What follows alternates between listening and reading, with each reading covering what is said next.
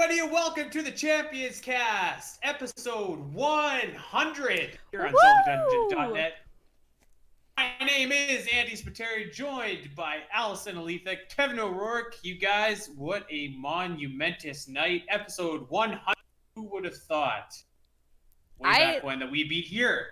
That's awesome. I'm so excited. We broke the triple digits. It happened. That's right, we did. Now we gotta There's get to only it one. 1,000. Oh my god. What is that? Like another 8 years? 9 years? 10 years? If we do like 5 episodes every week, catch up. All right, pretty you quick. guys. I think it's time to pop some of the bubbly for episode 100. Very special occasion. Wish me luck. Hoping I'll. Good luck. still Please hold don't myself break there. anything. I'm like moving back like I'm there. I'm like ricocheted all over We the did place. it. All right. Thank you guys for tuning in and checking out episode 100 of the Champions Cast. If you're live with us on Twitch this Saturday, thank you for hanging out with us. If you're listening on Podbean, thank you for listening, and thank you everyone for supporting us throughout the last 100 episodes. This has been quite a journey and a very, very special journey for myself personally. This isn't going to be your average Champions Cast episode. This is going to be more of a behind the scenes look of things that go on making a podcast like this. So there's going to be lots of fun stories that have just taken place over the last 2+ years. And we're going to dive into them. We're going to bring in some special guests, and we're just going to talk about the podcast and everything that goes into it. Of course, we're going to answer some of your questions over in the Twitch chat as well. I cannot start this episode off without properly thanking everybody who helped make the Champions Cast what it is. We started off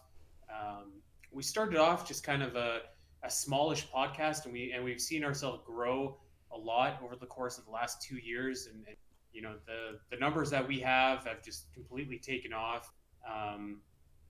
I do want to go out and I'm going to start and I'm going to give some thank you. The first and foremost, from him a little bit later, you just heard from him. He had some really lovely things to say about Mossy Segopian. He is the architect of Zelda Dungeon, so a lot of none of this would be possible without him. So I mean, he's the godfather. So everything you see at Zelda Dungeon is because of him. So the first thank you appropriately has to go to him. Alfred Tabax, host of the Zelda Informer podcast, which I'm going to talk about in just a minute here, brought me into the podcasting scene over at Zelda Dungeon, Zelda Informer at the time. Of course, I want to thank some of the special guests that we had that appeared on the show, particularly at the start, that really get going and get us off the map. We had Elizabeth Maxwell, the voice actress for Urbosa. That was one of our first episodes actually, and it was a great honor for me to be able to interview her. Sean Chiplock as well, the voice actor for Rivali. That was an awesome experience, and again, just something that kind of helped me grow into someone that wasn't intimidated by the guests that we had. Captain Danger, you know her from for her cute little pictures of Nintendroids and stuff like that. She, again, very, very gracious, came on one of the earlier episodes, and it was super at ease, really chill person. Our friends at Materia Collective, Rosen in particular, he has always been a friend of the site, a friend of mine. They're supporting us right now, actually, with Musical March Madness. They're giving away some swag. So really awesome guys. He was awesome to have on the show. Linktober, he came on. That was actually the first episode of the Champions Cast that I ever missed, was the episode where Linktober was on. But I know Joel in real life. He's a great guy. I'm sure that there's just tons of guests and that I'm missing. But yeah, I mean, thank you to everyone that has listened, tweeted, supported, downloaded. It really means a lot, not just to me, but to the whole team here. So thank you. Thank you. Dude, cheers to that. Heck yeah. Cheers to that. Cheers to with this my Zelda Dungeon family. Gatorade here. Giant bottle of Gatorade.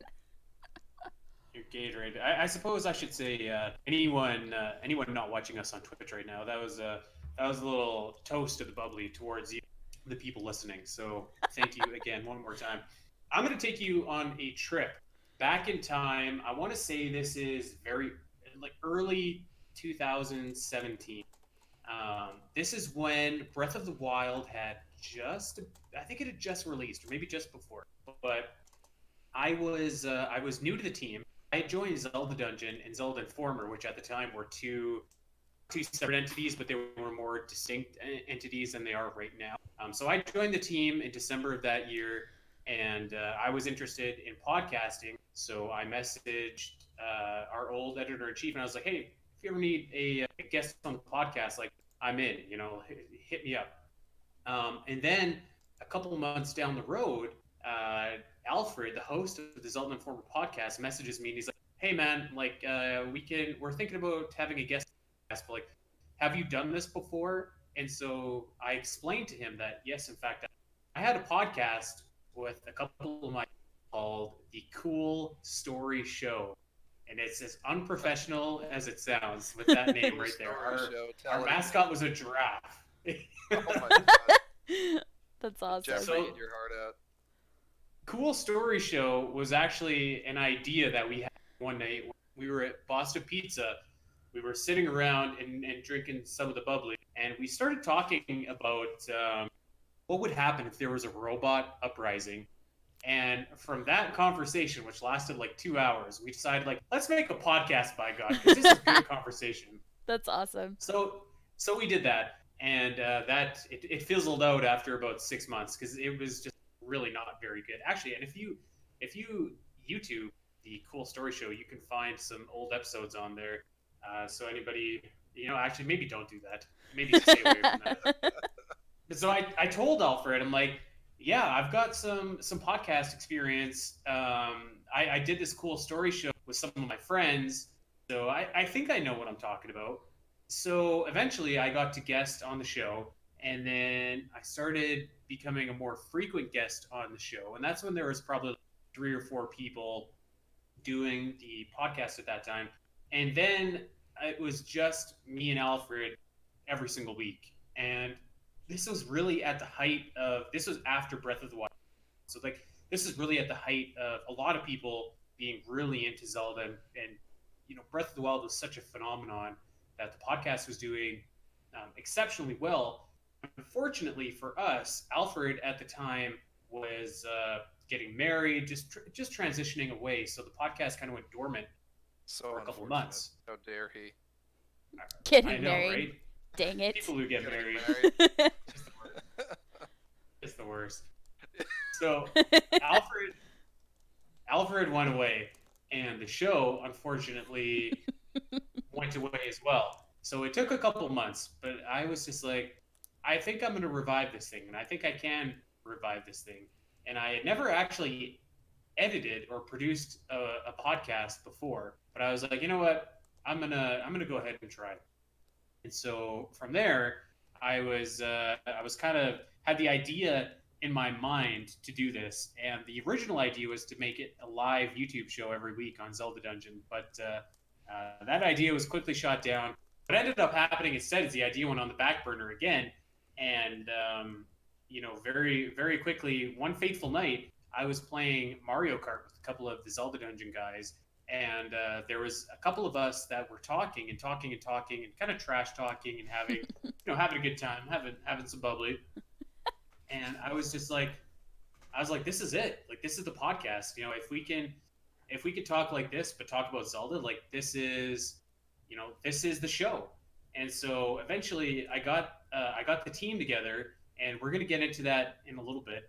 But we did our first episode, which is a total, not a crapshoot, but it was kind of a crapshoot. I called it ZeldaDungeon.com, which Oh, woof. I heard about that from our illustrious leader. ZeldaDungeon.com. I know. That's amazing. So the Champions Cast on ZeldaDungeon.com, episode number 1, and from there, I think we got progressively better and better and better. I do want to reflect back and talk about some of the fun things, and maybe you guys can chip in on this. But I feel like there's been a lot of really fun running gags on the Champions Cast. The first one that I think, and the most famous one, is when Taylor would just insist that The Legend of Zelda Wind Waker was the worst Zelda game. What did you guys think when you first heard that hot take? I think I heard it at the marathon, and I was just like, I kind of like looked over at him, and I was like, "What did you just say?" Because I don't hear that a lot. The Wind Waker's the worst Zelda game. No, yeah, I was kind of like scooting away, like I don't really know you anymore. Did you say hot take or hot garbage? The Wind Waker is awesome. How could that be the worst Zelda game? Everybody I knows mean- that Ocarina of Time, the worst. Terrible. Hate it. Bad game. So this is Kevin's last appearance on the Champions Cast. Oh, I'm sorry. breaking news right there. Twilight. I meant to say Twilight Princess. Bad. Oh yeah, there you go. terrible, There you go. Ugly. game. Yeah, Ugly there's and- another running the running gag on the show, Twilight Princess being ugly, which is ugly. I have a shirt alibi. designed. I have a shirt designed that says Twilight Princess ugly that I'm gonna make for the marathon this year. I think that's one of the funnest gimmicks that I can think of over the last 2 years to come out of it. He's like, I love just dumping all over Twilight Princess, and I think that people love it when we do dump on Twilight Princess. Even the people that love Twilight like the rants about it. I think they do. I think they do. I think the It's- people who are It's a great diehard, Zelda game. yeah, that are diehard Twilight Princess fans, they know that it's a gag, and they're like, yeah, that's pretty funny. How did that go? UGLY. We don't want no Twilight. You ugly. Something Oh, like good lord. Oh, gosh. Oh no. And you know what? One of my other favorite running gags on this show is just how like I kind of became on Zelda Dungeon like the Tingle guy, because I was thinking that, okay, if I'm going to do a Zelda podcast, then I need to be knowledgeable about every Zelda game. And one of the questions that I get asked all the time, especially when I'm talking to people potentially coming onto the show, is how do you think of something to talk about every single week? And a lot of times I'm just like, I don't know. Sometimes we just figure it out when we get there. I don't know how we do it sometimes. But Yeah. in order to combat that, one of the things I was very steadfast in is like, okay, well, if we're gonna do the Zelda podcast and it's gonna be weekly, we don't have weekly Zelda news. So what we got to do is go into the weeds and cover some of the Zelda games that don't get their day in the sun very often. So like my man Tingle here, I went and tracked down Tingle's Rosy Rupin Land, which I had never played, which I was very excited to play. And then I tracked down Tingle's Balloon Trip of Love, which was also bonkers. And then I tracked down Tingle's Balloon Fight, which actually isn't very good. But I was really into the Tingle games for a while because I like genuinely really loved Rosy Rupin Land. So that was a favorite gimmick of mine, is like how if you go on Zelda Dungeon, you can see my face kind of with the Tingle mask around it. Yeah. I really That's love right, that. That's yeah. one That of my emote. I like That's that a emote. great Discord emote too. Yeah. I'm one to have like a Zelda Dungeon Discord emote, but like the Spiteri one, you just got that like It's pretty great. that It's sly look and it's like, very the, like it the just tingle matches. hat. It's very It's fitting. great. Like you could pull off that outfit, Andy, for sure. Like we can't see you from the waist down, but I bet you have those tingle tights on. I mean, you look at me like I got the shirt on. I'm wearing women's slacks right now. You have no clue. Oh goodness, Kevin. I would have guessed that. I think. Yeah. Yeah, I could piece that together. For confidence, you know. For confidence. The 100th episode, they're form fitting. Oh, So jeez. let's go back in time here, and let's go back to that fateful night when I'm playing Mario Kart. I am sure that you were probably there, Kevin. Allison, you were probably there too. I want to say it was after a Raiders meeting. So Allison, maybe. you and I would have been there, and Kevin, it's just kind of like a dirty shirt. You can't get rid of him. So he would have showed up too. So I'm During that grimy and night- slimy, Andy. I'm a despicable person. You know this. I'm I'm I there do for know every this. Zelda raid, that's for sure. testing for this live episode of the Champions Cast has never made me more sure what a despicable person Kevin O'Rourke is. So we were playing Mario Kart that night, and with the two people that I specifically remember having a good rapport with was Taylor, obviously, and him and I had chit-chatted before and we were pals. But the one that surprised me a lot was Savannah. Now, Savannah was an original content editor, I want to say, for Zelda Dungeon, but she had a mouth just like I don't even know, like from a the pirate. South, Jimmy Hart. Yeah. So she and I were trash talking each other while we're playing, and I was like, "This is perfect. If we can get Savannah onto the show and bring that personality out, I think that is going to be an awesome show." And so, to that effect, for the first time since, like, I want to say episode number 8, 9, 10 of the Champions Cast, we've got Savannah back on the Champions Cast. So give her a minute. She's going to come in and talk early days, like why it didn't necessarily work out, and we're gonna go from there. Allison, work your magic. We've got a great comment too on the live stream from Mr. Taylor. It says, "Is Savannah the Undertaker?" Savannah the Undertaker. Comes around every once in a while to squash that talent. Burying young talent. When I think of Savannah, I think of digging holes and taking souls. Am I right? Oh, boy. Savannah, can we hear you? Do we got Savannah here? Actually, while we're waiting for Savannah here, Kevin, I did want to put over. Let me find his name exactly. There was a professional wrestler, buddy, right? Yeah. Yeah. That was great. Logan Lynch. Logan Lynch, based out of Wisconsin. This guy put us over huge on Twitter. Said every time Spiteri 316 and Shabazzle make a wrestling reference on the Champions Cast, I'm reminded why this show is the best, and that's a shoot. That's a shoot. That was pretty cool. I did see that the other day. I mean, what a way to be put over by probably a future world champion, right? Oh yeah, for sure. Wisconsin breeds the best wrestlers. That's just a fact, and that's a shoot. Is there more Wisconsin wrestlers, Kevin? I Can you can't name think a of couple? any. I can't even name one. But Wisconsin has a very fighting. That was a spirit. very Kevin No, lie. no. Kevin has this there's always knack. little Kev lies. Kevin has this knack of lying. Okay, now I'm here. Savannah. Savannah.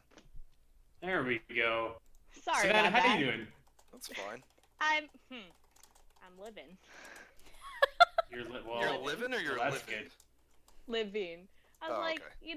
of course, it's gonna be me that's gonna have the mic issues. I specifically remember too in Champions Cast that I always had so many mic issues whenever we would record.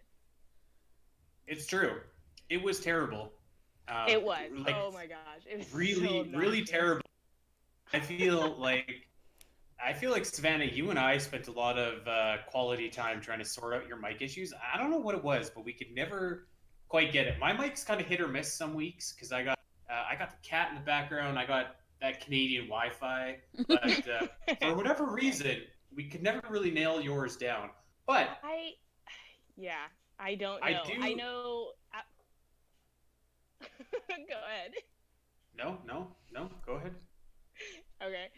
I know at first I bought just like an inexpensive one to work, and I was like, okay, this is working. And we had like this weird fuzzy sound behind, and no matter what editing we did, we could not get rid of that stupid sound. And so finally, Andy, you're like, okay, you know what, Sav? I'm sending you my mic. And then I don't think we had too many issues after that. That's right. I forgot about that. I drop shipped you my blue snowball microphone today. Oh man, what a throw! I don't know gonna call where it that something thing is. We sent it to someone else, didn't we, Sav? We sent it to Adam. I wonder if he still has it. I don't know. We need to I get bet- that I guy bet you back in the does. fold. Yeah, Get we that need to microphone. get. We need to Forget find out about where in that. the world that microphone is. Yeah, right. That was our All right. first saver. Savannah, take me back to your memories, how this all came together in the first place. I remember after a night of playing Mario Kart, basically, and just oh man, we just we're trash talking the crap out of each other like nonstop. It was me, Taylor, and especially you, Andy. And it was a really fun night, and it was kind of fun. It was the first time that I kind of really started to feel like, oh, okay, I'm like part of the team. I'm starting to get used to this now, because we all know I am a very awkward person at times. And then a couple days later, you basically messaged me and were like with Taylor, and you're like, hey, we have this idea of doing this podcast. Are you guys in? Especially with the rapport and everything, I think this could be awesome. We could talk about Zelda stuff. And that's kind of where it went from there. I was definitely nervous when I first got on. I was like, oh my god, this is so out of my realm of comfort. Was the Which Zelda is roast which that is made me hilarious scary? because you really had a knack for trash talking. I mean, still do if we're being quite frank. I'm glad to know it originated somewhere because sometimes I'm like, where's this animosity coming from whenever I see it at random intervals? But it's good to know Oh, that it's yeah. coming from it originated at some point. Right? It's not because I just straight up don't like Andy. We're good. Hey, you know Andy's what? a likable guy. You know what? I Sometimes. just want to Paragon of say Zelda. for the record that I whooped that ass playing Mario Kart that night. Just saying. Just saying. Andy, No. first place, Spiteri. That is not how I remember it at all. Oh, nuh-uh. I do not remember it that way. Sorry, Andy. You must have been. Your mind is skewed on that one. My mind is a little bit skewed, yeah. So kinda yeah, like so college. we had a plethora of early audio issues. I remember one time during an episode we were recording Sav, and what's that book series that you really like? Oh God! It was the A Court of Thorns and Roses series. By Oh Okay. Sarah J. no! Oh no! You like those books? God, I Savannah. love those books. Okay, Alright. I say that as they're sitting back there on my bookshelf. Yeah, excuse me. Which, Hold on, so fun fact, let we me just let me released set the two table books. here. Let me set the table. So we're doing an episode, and I think it was about like villain, like who do we want to see as a new villain in the Zelda series? And Savannah starts talking about the villain from the court. What's it called? The Court of Roses. You could A Sword of call it Thorns and Avatar. Roses? It's fine. Whatever. Who's the villain you were saying, Savannah? Oh my gosh. Hold on, is this a spoiler? No. I can't remember the name. Okay, Ah. The so red-haired chick. Okay, I know who you're talking about. Literally- Okay, this is Yes. fine. Continue with the story. I can't remember her name for the life of me right now, though. Let's so just call her Susie. so we're just like we're like, okay, Savannah, go ahead and describe how you would want the next Zelda villain to be like Susie here. And Savannah You. goes and goes and goes and goes. I like And, to like- say. I like to say it's a family trait. Oh god. That's So funny. about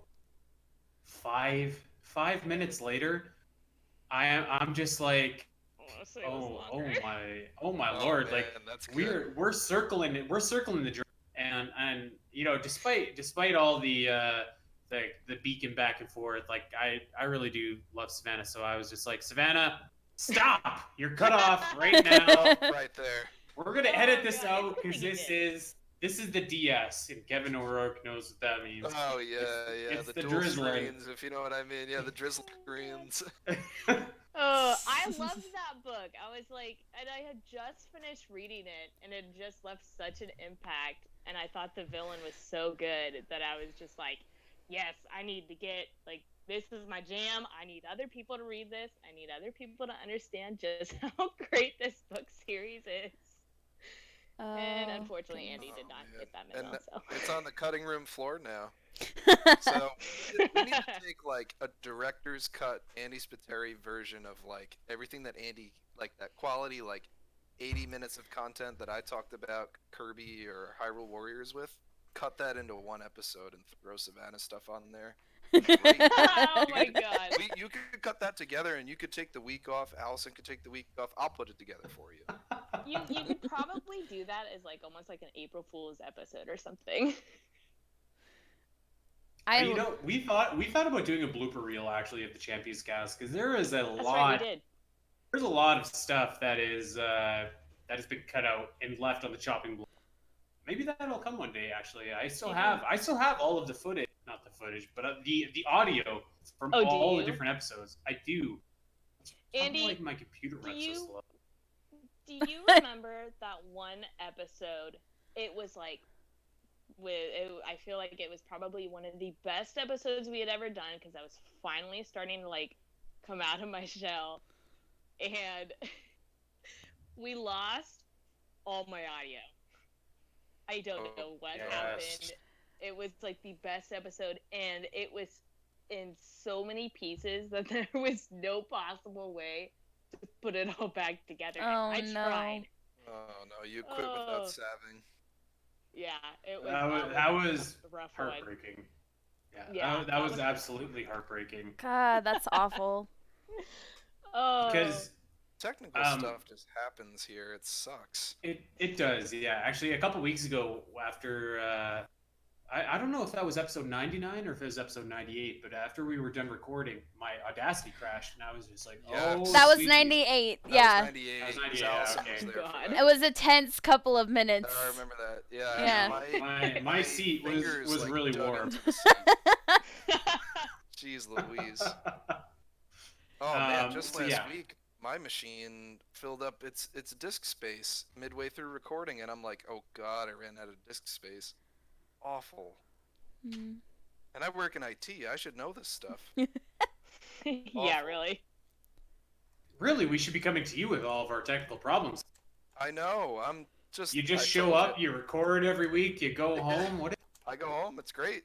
I'm a despicable person, Andy. I can't work on the weekends. I'm working for the weekends. God. I'm trying to take my Zelda time off, you know? Hey, that's fair. I have a funny story about Savannah. It's not the Champions Cast related, but it was close enough that I thought I would tell it anyways. So speaking of Twilight Princess, and speaking of ugly, which is ugly, Whoa! Oh my God. I was at the marathon, and I am not a very good Twilight Princess player, so I started first and finished last, baby. 12 hours later, I was done Twilight Princess. But we get to I want to say the city in the sky, and I am just like, I'm hating everything because everyone that started far after me has already surpassed me, and so I'm just like, I'm in a bad mood. I'm sitting there, I'm like 11 hours in, and all I hear in the background is Savannah running her mouth, trash talking me, and I could tell that she'd had some bubbly, and I was just like sitting there playing, and like Savannah was in the back just like going off, and I was like, Savannah, I love you, but that was my last funny Savannah story. Oh, man. God, I remember that. That was so fun. I can't help it, Andy. It's just so easy to pick on you. I remember after City in the Sky, Slick Vic, shout out to Slick Vic over at Zelda Dungeon. Slick Vic was just like, Spiteri, would you like a shot of Gatorade or something? And I was like, absolutely. So I just like literally put my controller down and left. did my Gatorade and came back. Oh man. That sounds about Good right. night. Yeah, Savannah, I think it's fair to say that when the red light came on, I don't know that you weren't as bombastic as you are in person, because you were a very bombastic person, generally speaking, or at least I feel like that. Mm-hmm. I'd say Yeah. so. I'm glad that we stopped, because I would rather I would rather that we kind of got to where we are now, where like we can still have fun trash talking each other, than kind of have to do 100 episodes of like Savannah. Oh, you know what? I thought that the beginning was really fun, but I think that we both kind of figured out that like maybe podcasting wasn't like maybe not forte. Yeah, no. I'm a great trash talker. Not such a great podcaster. Mainly because I just get so freaking awkward. I don't know what it is. I'm just like, it's like there can literally be no camera on me, anything, and I'm just like, oh my gosh, this is like I don't even know. We You love know what? this. You're not Whenever we alone. record Savannah, this, actually. that's fine. There's Yeah, there's a lot of people that when they know that what they're saying is going to go to like a larger audience, they have a hard time with that. Like I don't care sounding like a fool to however like thousands of people a week, but Mm-hmm. I can definitely appreciate that. It's a little bit challenging. Actually, I have a funny story for later in the show when we get another special guest on about a really bad podcast experience, but I'll save that for them.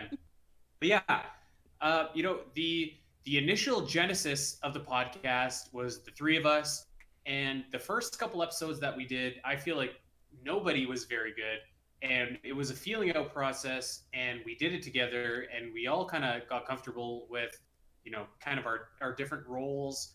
And you know what? Those are those early episodes when we were just like flying by the seat of our pants, or like some of my favorite episodes because it was really it wasn't I feel like it wasn't great, but it was also fun because it was new and we were trying different things, and I was a fan of that period of time. So Mm-hmm. it's good to have you it's good to have you back on and reflect upon that time.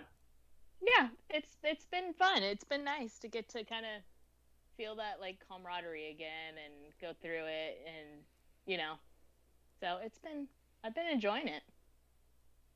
Plus, Well, now that there I've you like go. met you guys and everything from the last marathon, I feel like I'm way more comfortable. yeah. I have a question for you.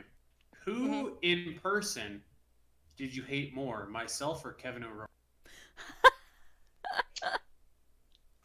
Well, considering Kevin had to deal with me after I'd had a few too many bubblies, Kevin probably gets an extra point for that one. That's awesome. Oh gosh. Anybody else notice Well, that I I guess the wasn't answer part is of that me. equation? Yeah, So. Andy, you're an awful guy. Nobody hates Allison. Let's be real. Oh, All right, yeah, right. Savannah, thank you so much for coming on the show and celebrating with us tonight. We're gonna let you go. I hope that you stick around and chat with us. And yeah, maybe I'll try and look for that footage of the lost episode and see if I at least have me and Taylor's audio for that. Yeah. That Yeah, would be definitely something did. to Thanks behold. for having me. It's been fun. Yeah, thanks. Of course, anytime, Savannah. Thank you and have a wonderful night. And we'll talk to Sav soon. Maybe you know what?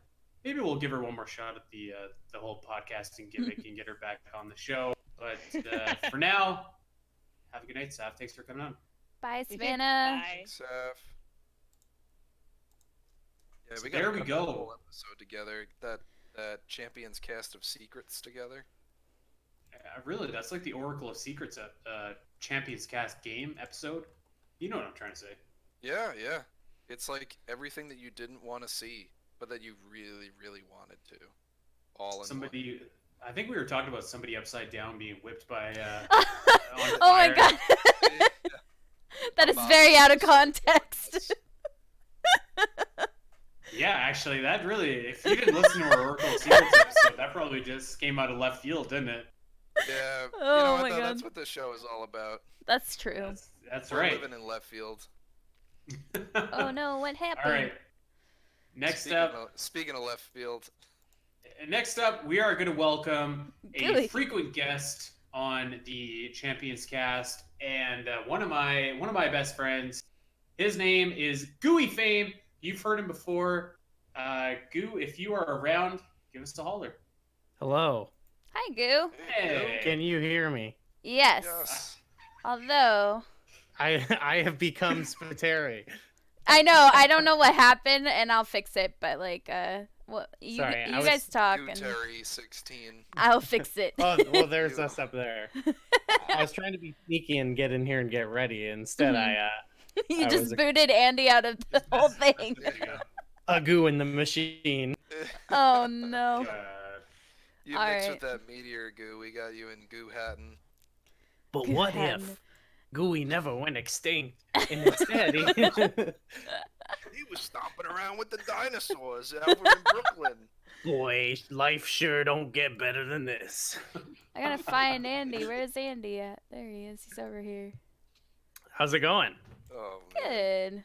It's going absolutely fantastic. Gooey, we have kind of like a dual celebration here because not only do we have episode 100 of the Champions Cast, but we have we have 1 year of virtual theater as well. So like Wow. double bubbly. It's been a year already? Yes. It's That's been a year, yeah. insane. I don't know how many episodes, maybe like 20 something.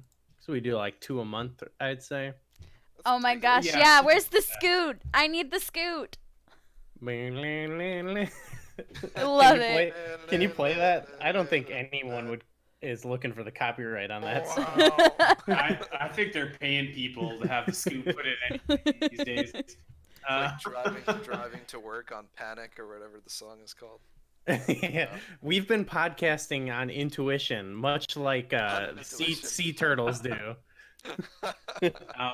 Say, if anybody in chat also has any questions for Gooey as it pertains Oh. to the Champions Cast, let me know and I'll read them out towards the end here. So Gooey is joining us tonight because Goo and I have kind of a unique, I guess, relation in contrast to everyone else on the show. We're like, so Goo was one of the early guest hosts on the Champions Cast. I want to say it was as early as episode 9, the episode with Captain Dangerous. Taylor Oh, yeah. couldn't make the show. Savannah couldn't make the show, and so I was just like, Gooey, would you do the show with me? And so Gooey said yes, and we did the show, and it was a great show, and both of us were just like man, that was really great. I feel like we had chemistry, and so we were just like, Gooey, you got to come back and do the Champions Cast again. For anybody that doesn't know, obviously Gooey is the host of the Hyrule Compendium over on Zelda Dungeons YouTube. Does an amazing job with that. And actually, you know what? Speaking of shows that have come from humble beginnings to where they are now, how great does the Hyrule Compendium look these days compared to like when it first launched? It looks For spectacular. real. It looks so We- good. We got roasted once because we were talking into the wrong end of the microphone. Oh, no. Trevor Knock, that was Yeah, Trevor. yeah, he Little was Trevor. I think he drew an infographic and screenshot it and showed you where you should speak through instead. That was Damn it, great. pal, over here. Yeah, That's yeah. awesome. Trevor. The compliment. He was a computer. Shout out to Trevor. We got better at it though, yeah. Okay, so here's my question to you, Goo, because I can't remember. So eventually, down the road, Goo was a frequent member of the Champions Cast, and he started appearing on the show more and more often. And I can't remember if we did a Champions Cast episode on what a Legend of Zelda movie would look like before or after we started virtual theater. What do you remember about that? I don't remember. I feel like it's from around the same time from what I remember. Cuz I remember messaging you about like, hey, I've got some podcast ideas, and one was like, wouldn't it be cool to like rank video game movies but like do a definitive ranking but for video game movies, and then that went out the window because it was like, well, let's just watch the movies and talk about them. But I don't remember if that was, I don't remember. I feel like those two things kind of are at the same time, but who knows? I guess we could look at the timetable and figure it out, but I'm gonna go ahead. Yeah, I think they were pretty close to the same time. but yeah, so I'm gonna tell that story. So Goo and I we're obviously friends, and we had I think this was after the first marathon. Yeah, it must have been after the first marathon that We we. watch Mario there. No, that was sorry. So the first marathon that I attended was 2018, Oh, and yeah. and we were all friends. We all of us, all four of us right here had met. Like we're all good friends, and so I came back home that year. And Goo sometimes he messaged me and was just like, "I've got an idea for a podcast. What if we did something about video game movies and something like that?" And that was really how Virtual Theater was born. Anyone listening to this, Virtual Theater is a podcast all about video game movies and stories that shape them. Available shot. over at SoundCloud.com Where's my and Gatorade? Discord. But yeah, so we started doing this podcast about these different video game movies, and really, I think that Gooey, you could probably back me up here. Virtual Theater, like I do the Zelda Dungeon podcast, I do the Metroid podcast, and I do Virtual Theater. Virtual Theater is just such a unique, freeing experience to me that it's just such an awesome thing, and that really started from the Champions Cast and us getting together and interviewing Captain Danger, and subsequently getting together and doing a bunch of episodes talking about the original Legend of Zelda way back when. Yeah, it's a lot of fun, and I like you say freeing, because we talk at length, but it's nice to be like, you know what, that's just what we're gonna do. Yeah. It's way too long, but in a good way. I think In the our best Phantom way. Menace episode was 3 hours and 15 minutes. Yeah, and Which also, Phantom cut Menace stuff isn't a for video sure. game movie. There we go. Sure it is. You got pod racing. It falls in. For the record, I did some research here, and that Zelda movie episode came out like a month after Virtual Theater. It might have been a good Nice. cheap plug for Virtual Theater, actually. Nice. You know what? It's amazing. I bet you that's the exact reason why we did that episode. Was just to plug Virtual Theater. Andy's the king of cheap plugs. Yeah, speaking of running gags on the show. Pop. I mentioned that I do this podcast and the Omega Metroid podcast available on Podbean and I think it's Episode 3 Take a launches shot. on Tuesday. I think I'd it's like to, awesome though. I will cede the rest of my time to talk about the Omega Metroid podcast.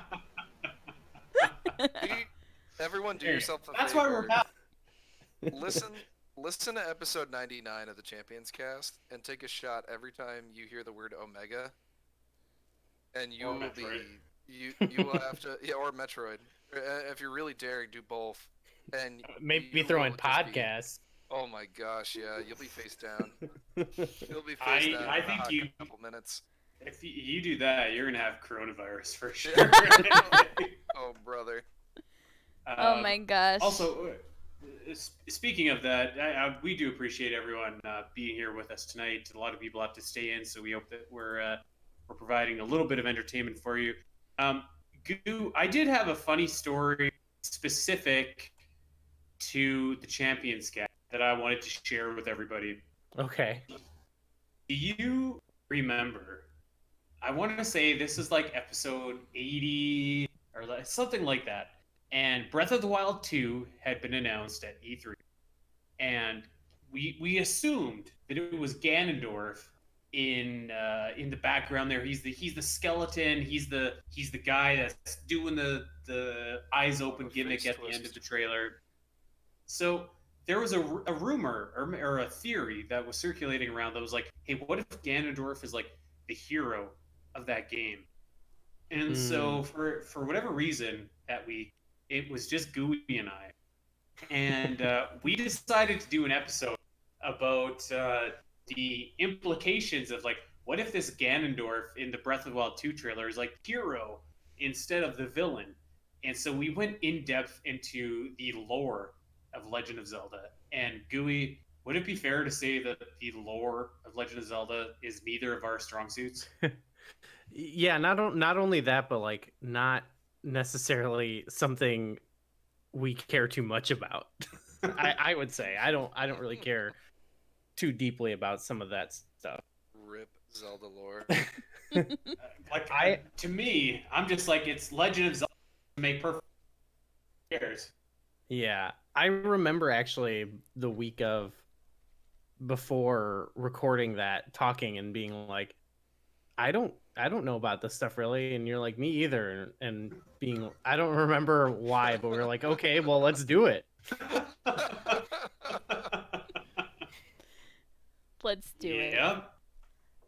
I was actually listening to one of your recent episodes, where your Q&A episode where you discussed like, what if there was a game where like Link died in the end, and it kind of made me think, because a lot of the Ganondorf episode we did, I think we took questions or something, or like looked up other theories, and it was like, what if this happens? What if this happens? And my response to that was similar, where I was kind of thinking about it and thinking like, well, sure, if it's done well, like, I don't know, what's the story, like, I think any premise could be interesting if it's done right. So basically that's like my catch-all answer to any like, what if the lore is this, is like, yeah, if it's good, then it will be good. Yep. I remember like fumbling through that episode, and I was like, I was trying to think of questions that, like, basically I was trying to think of the same question but reword it in my head as we were going on. Like, we were doing this episode, there was long pregnant pauses, there was lots of ums and you knows, and we were just, as soon as we were done, we were like, oh boy, I feel like that wasn't the best episode of the Champions Cast ever. You still released it though. I did. No, it was still fun to, think about, I guess. It was fun to do, because like it was very exciting, comfort zone. Like, Goo and I was actually explaining to someone yesterday about the Omega Metroid podcast, and I was talking about my co-host Dakota, who, Kevin, you met last week. Mr. Dak. And I was explaining to someone, I think it might have even been a Samurai, but I was just like, Dak and I disagree on almost everything about Metroid, but I think that makes it a good show. Mm-hmm. But with Virtual Theater, available on iTunes and SoundCloud.com, Gooey and I are mostly for the same, mostly we're in tune and share a lot of the same kind of wavelengths about all these different movies, which I think works for that show too. So it's funny to compare and contrast that. I don't know. Goo, would you agree with that? Typically, I mean, there's times where like we've been on the other end of things, but I always feel like we do a good job of like, we kind of like always meet in the middle, or like try to understand the other, like back when we talked about Resident Evil 2, I feel like, well, even that one we didn't really meet in the middle. It was just like, that was just funny because there was no, it was pure like, I like this, I didn't like this, and then it was like, okay, but still like agreeable somehow, you know what I mean? It's just like, yeah, that sounds cool. Shout out to Corey Richmond in chat.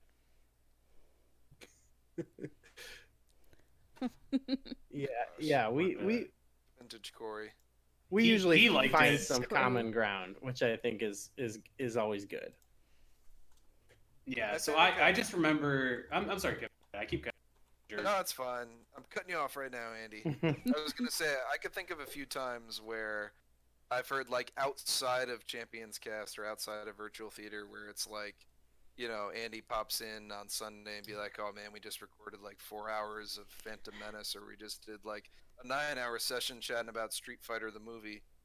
And there's times where it's like, I'll scope you guys out on Twitter, and I'll just see like, oh man, I didn't agree with anything that Goose said about this movie, or like, be like, oh yeah, I love this movie, and then Andy will be like, oh man, like, Street Fighter the movie was the DS, like, can't believe this. It's great seeing the rapport between the two of you. It's amazing. I think my Uh, favorite thing about the virtual theater is the love for a certain actor, Oh yeah, Jay Z. Jay Z. Michelle Rodriguez, Johnny Leg. Doom Like Monkey. Johnny Leguizamo. Yep. That John monkey Leguizamo was great. John was Leguizamo. good. It's like a friggin' fan club with these two. It's great. Eat your heart out, John Wick. There's a new John in town. It's Johnny Legs. Hey, Johnny Legs is in John Wick, actually. Shout out to him. Yeah. Oh yeah. So I just had like, it sounds weird to say, but my favorite Champions Cast memory of you and I, Goo, is really the one that led to virtual theater, which is a very fulfilling experience that I have in my life. So that's my favorite. That's my favorite memory of Johnny us Legs. doing the. I loved fumbling our way through the Ganondorf lore episode. I thought that was really fun. I was glad that you were there when we were talking about like the when we did the episode on Legend of Zelda NES, because we also had Oh, Mossies yeah. on the show, and I was like, he's gonna tear me apart if I get anything wrong. So like I gotta be on my game, and Goo was there as like a buffer, so that was really nice. So I was Oh. glad to have you there for that. You didn't That have was- Mr. Zelda. That was low key one of my favorite episodes, actually. Yeah, that was good. And you did you do the Zelda 2 episode with us? No, I didn't, but I enjoyed that Oh, one. you that and must have Moss. been Moss, I, and Kevin then, right? Yeah, that's right. Kale? Yeah. Yeah, okay. So yeah, that was really fun. Goo, we had a couple of people ask a couple questions before you get out of here. Okay. Zelda Dungeon on Twitch. I don't even know who that is. Could be anyone. He's wanting to know. He says, "quote I've been waiting an entire year for Silent Hill on virtual theater, so Goo and I can watch together. When will it happen?" Oh, I wonder who that could be. That I think Goo- that is Zelda Dungeon's favorite video game movie. Actually, I'm going to take the lead on this one if you don't mind. yeah. Now, Silent Hill has been on a poll at Virtual Theater X on Twitter. What you can do with that's unique on Virtual Theater is you choose the next movie that we cover. So if you head to Twitter, there's usually a poll going up about what the next movie is. Tell your friends if you want to see Silent Hill, where they can go at Virtual Theater X to vote for Silent Hill the next time it is on a poll. We'll have to do that soon because I think I wanted to break into all the major like series like that there've been. Like we've started doing Resident Evil. We've done Mario, Street Fighter, but there's a couple I think big obvious ones that I want to at least watch the first one of. One being Silent Hill, and then a Tomb Raider movie. Yeah. So we'll maybe believe it's been a year to have a Tomb Raider. So we have to do like a heavy hitter poll again, and Absolutely. but I think Silent Hill might lose to Tomb Raider, so we'll see. I mean, I got to be honest. I would vote for Tomb Raider over Silent Hill. Here's a question for Gooey and for Kevin from Jake Miller. Any plans to bring the Zelda Challenge back? I was just watching one the other day. That would be a lot of fun, actually. That'd be cool. You know I what feel I like was thinking? We Like, got some debates to do. I mean, really, we could do Zelda Challenge here on the podcast. Get That would Gooey, be, yeah. get Kevin, have a moderator, and go to town. Oh, I have an idea for this that could get multiple people debating. We'll have to discuss sometime. So here's an idea that I had that I actually never formulated, and I'm glad that you said that because I would have forgot about that. But I had an idea last year to do a Survivor series with like you'd pick a lineup of 5 Switch games, and you'd pick a lineup of 5 Super Nintendo games, and we would have people on either side debating which console was the best. Oh, This never saw the light of day. I don't know why. That'd be a fun gimmick. pretty cool. I think that maybe we can revisit this gimmick maybe in November, whatever happens. Oh yeah, right in Survivor Series prime time. I think that it needed Zelda some Throwdown. refinement. Zelda Throwdown. Oh boy.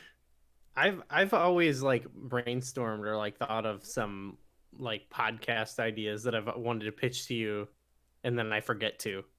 But Please pitch them. all right, cool. I've got some ideas. We'll talk later. All right, Goo. Before we get out of here, tell everybody what's going on Virtual Theater Patreon right now. Oh yeah, this is a good chance for a cheap plug, I would say. I really am shameless. Keep we plugging. started we just started watching the Legend of Zelda cartoon that we're releasing as like bonus episodes for our patrons at the $5 level, and Yes.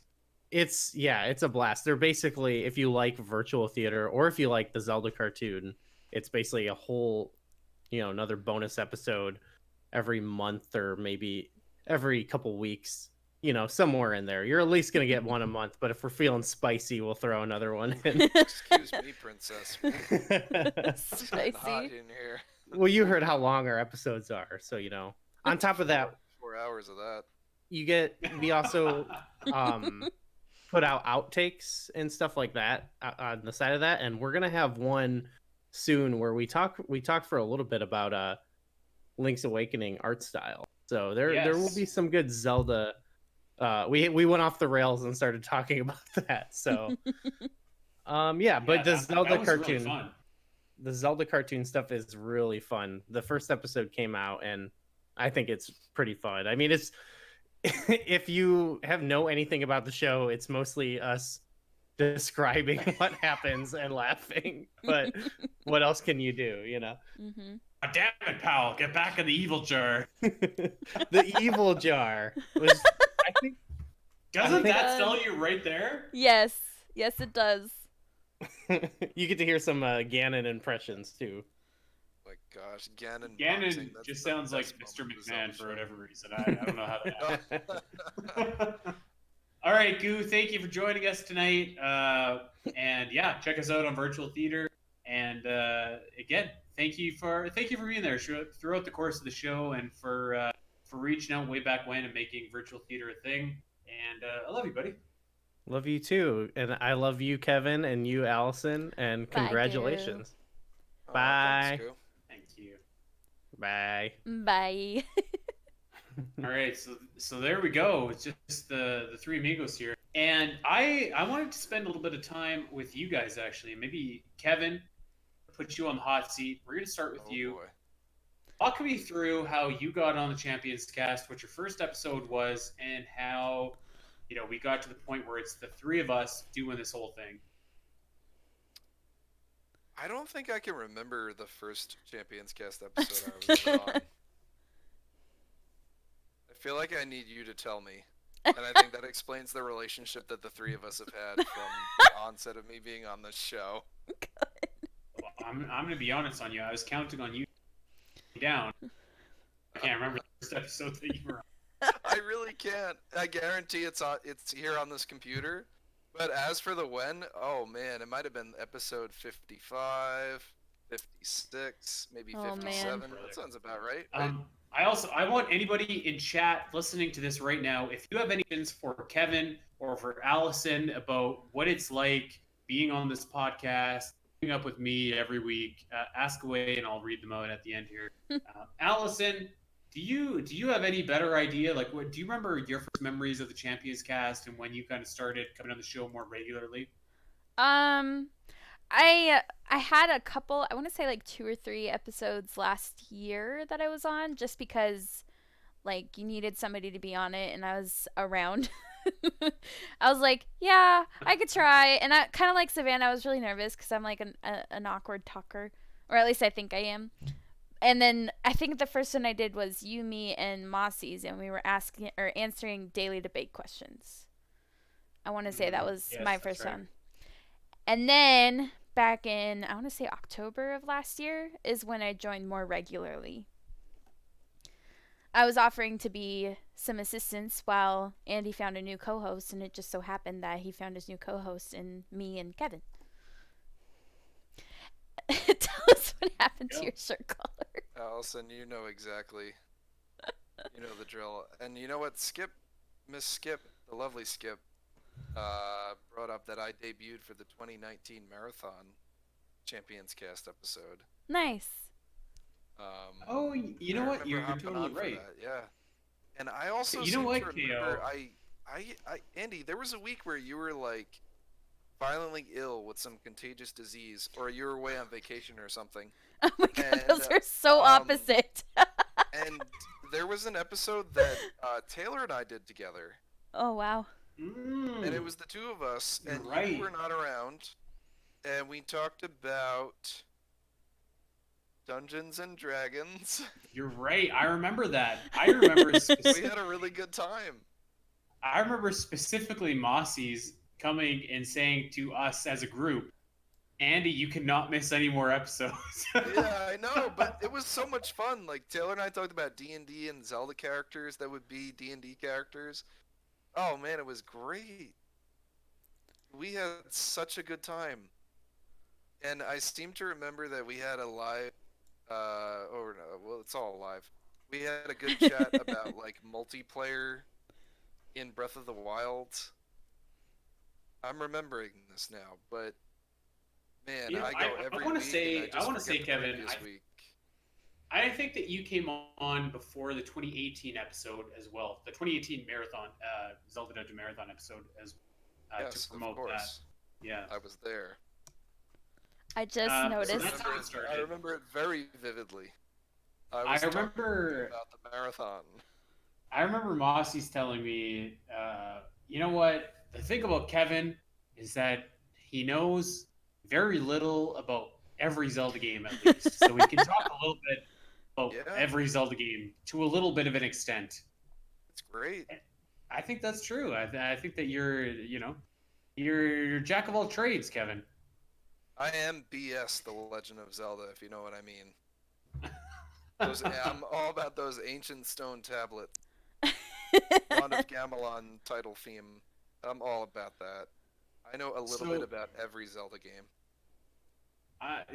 When it was becoming apparent that that Taylor didn't have the time to dedicate to the podcast that we needed, I really was. I was on the lookout for a new format, a new host, a new co-host, and I was thinking, like, what are we gonna do here? Because I need somebody, and I need somebody that can like feasibly say, like, okay, every Sunday we can sit down and do this thing. And I don't think this was ever the plan to have the three of us doing the show, but like it worked No. out incredibly well, I think. Mhm. I'd say so. So yeah, we have a lot of fun together. I think that the three of us could sit down and talk about like Majora's Mask or Musical March Madness or Oracle of Secrets or Oracle of Ages or Seasons or anything, any Zelda. Talk about I Spirit wanna Tracks say, for like 2 hours and be fine. Rest in peace to Monk Maz Kashia, musical Oh, March Madness. you're right. Pour one out for the monk. Oh boy, what? I'm wearing my Kevin O'Reilly Tuesday. Oh, There you that's go. right. Hey, shout out You know, Team Skip. Wow, I'm There gonna are lots of shamelessly plug. times. I'm wearing my own Team shirt. Allison. Yes. Collarless. Collarless So all team of shirt. us are wearing Zelda Dungeon. Amazing. That's awesome. It's You like we can, work you can here. still buy those over at teespring.com/Zelda Dungeon. I think that's right. Yeah, it's teespring.com/ZeldaDungeon.com. /store/Zelda. Oh. If you just type in, oh man, there's like a tiny URL. If you want to buy a shirt, message me on Twitter and I'll give you the link. How about that? There you go. That's the best way to do it. All right. Shirts are still So- available.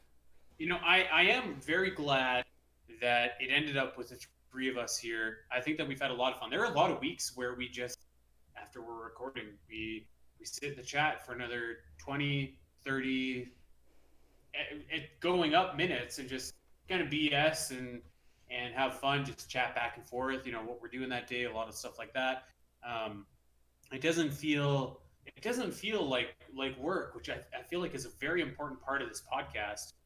And like I said, I don't think that any one of us intended to get here, but I'm glad I'm glad that we did, because I think that this is probably one of the best iterations of the Champions Cast that we've ever had. So, thank you for you guys for putting up with me every week. Thanks for putting up with us. And by us, I mean Kevin. Yes. Yeah, I was gonna say. Thanks for putting up with me, brother. Yeah, you're okay, Kevin. He's a work in progress. Allison's okay. I'm KO. Kevin. God dang it, Kevin. All right, This so is I have- literally every week. There are moments of the Champions Cast that no one will ever hear because it's everyone on it except for me dying and hitting their heads against the keyboards or being like, "Oh God," because Andy, so and it makes here's it a better. funny story. A couple, maybe like 10 episodes ago, Kevin said something super This is the stupid, crickets. and I was just like, you know what? I'm not editing this out this week. He's gonna have to listen to this. And so Kevin messages me later in the week. I was very like, upset about this. I was He was legit just like- upset. I was mad at you. Hey, like I listened to the Champions Cast, and after I said something, there's 30 seconds of silence, I was so mad.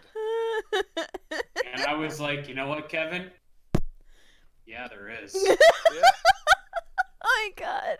it felt. I had to speak to you. We had to talk in person because I thought you were just ribbing the heck out of me. Oh, it Wow. hurt so good. He flew to Canada. Yeah, I Flew to Canada. punched We you had right- we had a right in that face-to-face mouth. confrontation. Yeah. We settled You know it what, over though? a person or two.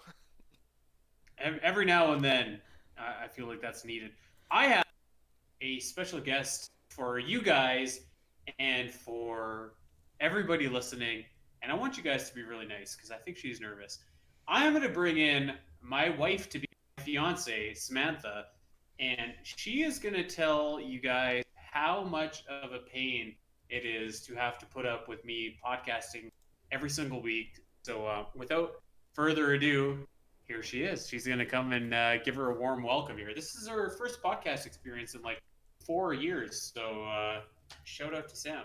And you guys all kind of know her, and you guys are going to be coming down in a few months to come and join us at our wedding. So it'll be nice for the audience to kind of get to know her as well. So I'll scoot over here and I'll give her the line, and we'll switch headphones here. I'm sorry for everyone listening on Podbean right now. This is probably not sounding too good, but YOLO. Yeah, it is what it is. It is what it is. We got this though. Oh man, this is the moment I've been waiting 100 episodes for. All right, here we go. Here we are. Wonder Twin powers activate. Am I right? Hi, Sam. Hi, Sam. Yes. There we go. I got it fixed. There. Good to Oh, go. man. This is great. We get to grill Sam on the Champions Cast live. Sam, we have a few So- questions to ask you. Okay, so before you get to your questions, I want to tell us if you'll allow me.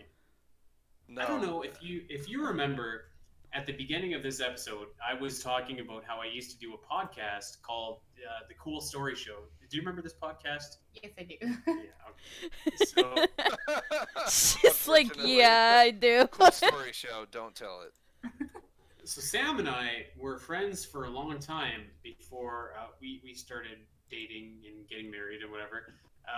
And so we invited her. Eloquent. We invited her to be a guest on one episode of the Cool Story Show podcast, and I hated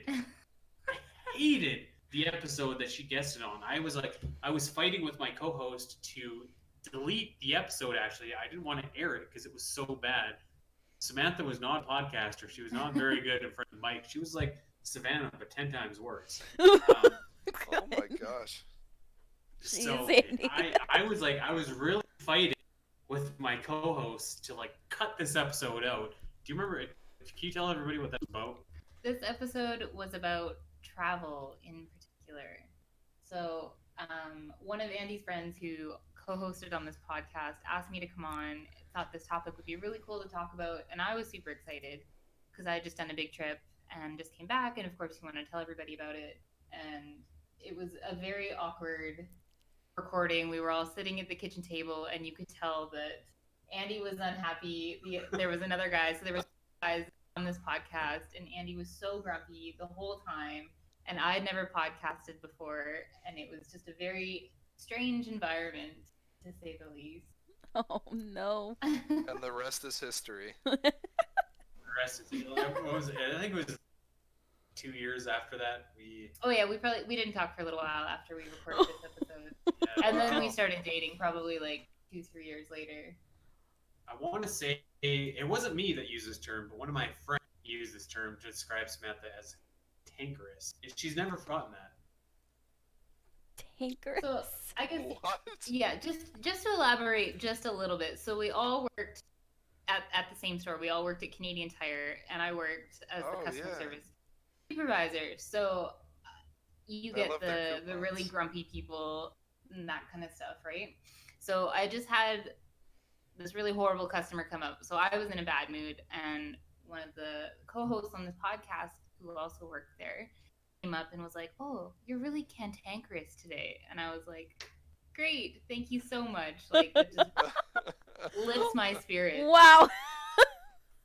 And so he decided, thinking this would make me less nervous going into this podcast, he decided to bring this up again, which of course did the opposite effect and made me kind of clam up a little bit and just not want to say anything. So also a good start to that podcast. It's a good thing Yes. Andy brought it up again for this podcast immediately. It's like the first So thing. Samantha was absolutely terrible on this podcast. I'll turn it over to you guys. You said you had some questions. You asked. Oh yeah, I got some humdinger questions. What is what is it like to put up with Andy podcasting every week? Not just the Champions Cast. Andy said himself that he collects podcasts. Yeah. Champions Cast, Virtual Theater, Omega Metroid Podcast, Kirby Unlimited Podcast, Super Mario Underworld Podcast. No Kirby podcast. How is it dealing with and having to put up with this guy every week? It's a lot. When he said that he was starting a new podcast, I mean, obviously I was excited because he's really excited about the whole Metroid community. Omega Metroid. Oh, sorry, I'm not doing the test properly.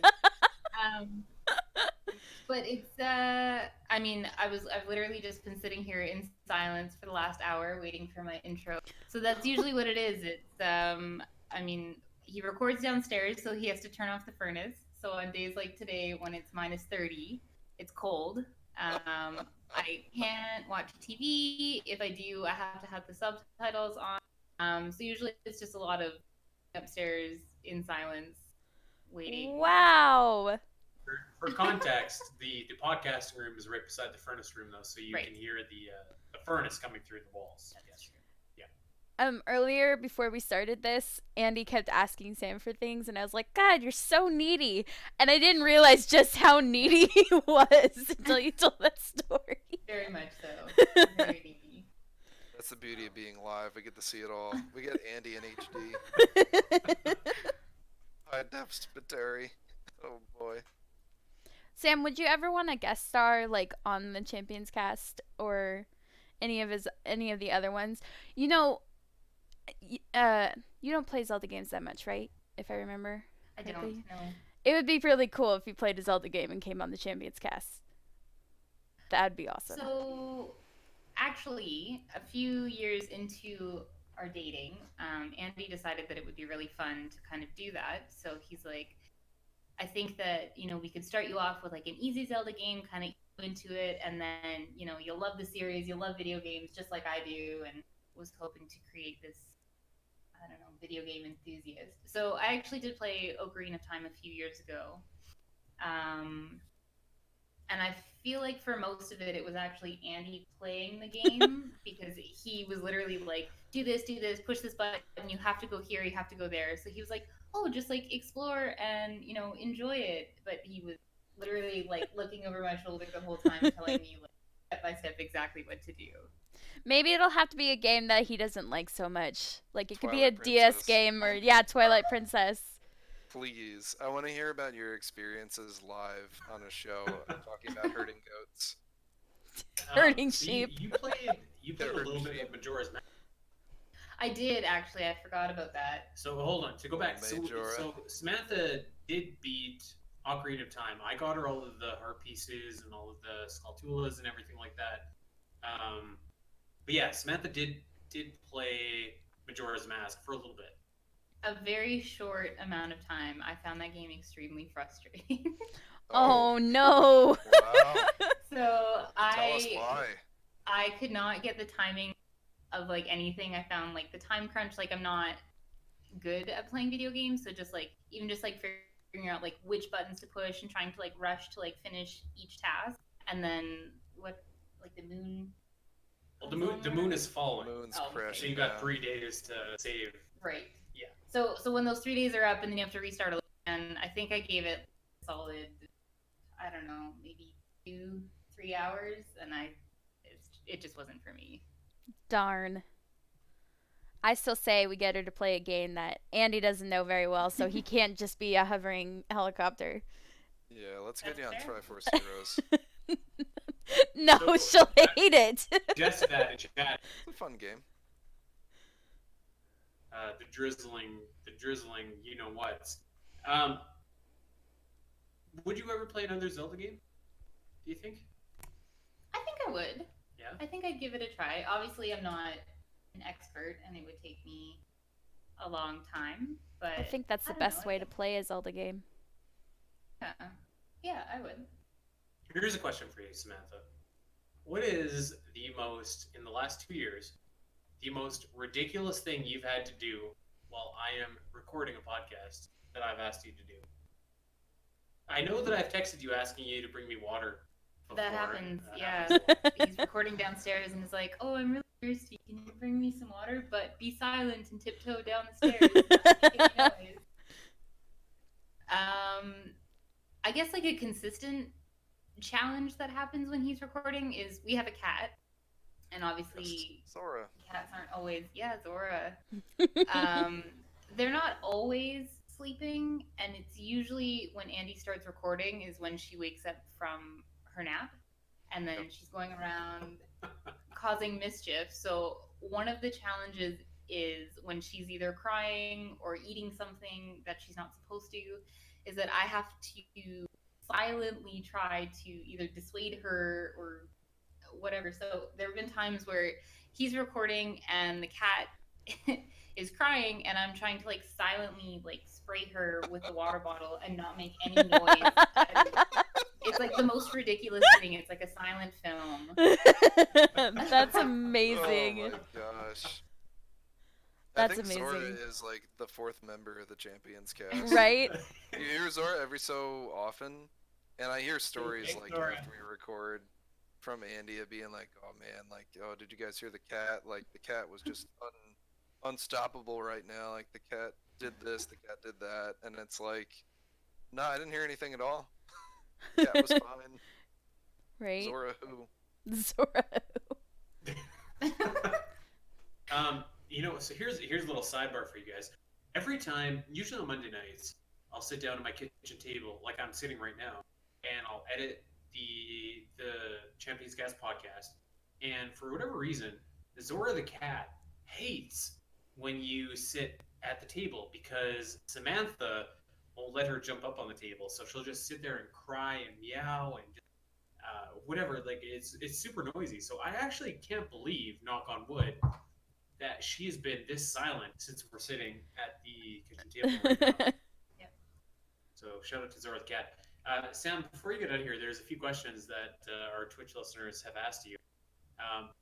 Is Walk the Dinosaur from the Super Mario Bros. Movie for the ads in the virtual theater cartoon episodes available at patreon.com/virtual theater?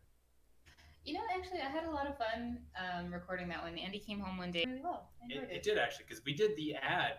Originally, we did the ad for virtual theater where it was like now playing virtual theater, and Samantha totally messed it. You ain't got no Twilight. It's ugly. Yeah, no, it's a good game. And you can look forward to next week. We're actually going to be ranking the Legend Writers meeting, and you know what? I'll let you take the. So these meetings are also sometimes inconvenient because I feel like they happen a lot of the times during dinner time in Spiteri time, I think. Yes! Gosh, that's Yes! sweet. Love it. It's so confusing. And so I was in the middle of making dinner, trying to be silent, which is kind of hard to do. But so we had just gotten this Instant Pot, and I was making soup in it, and I was really excited about it. Dinner was almost ready. There was just like one last thing I wanted to add in. And so he's in the middle of his meeting, and I was trying to get the lid open, and I couldn't get the lid off of this Instant Pot. And like I said, it was new, still weren't quite sure of, you know, what exactly the rules were. So basically, I couldn't get it open, thinking it was stuck. So I asked Andy, who's still in the middle of doing his meeting, to come over and do it.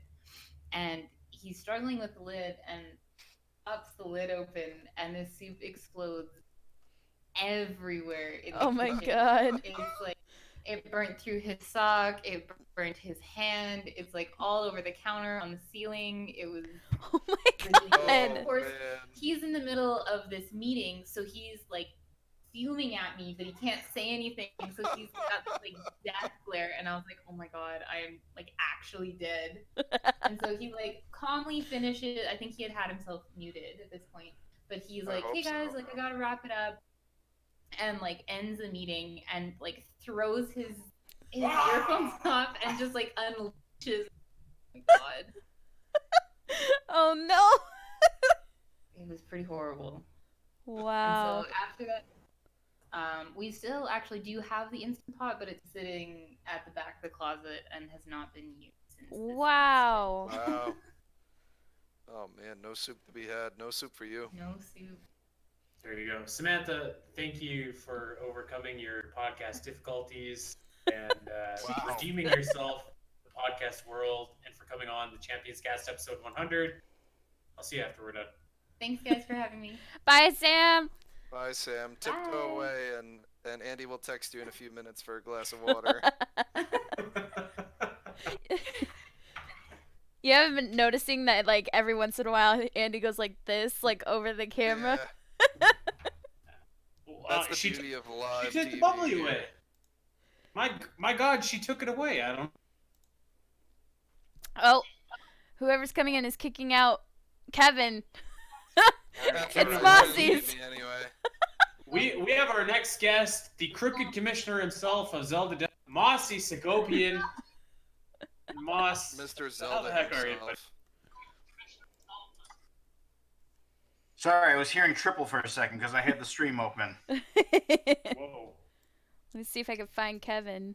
Where's Congrat- Kevin? Congratulations. Yes. There 100 he is. episodes. Oh, damn it. There's a logo up here, too.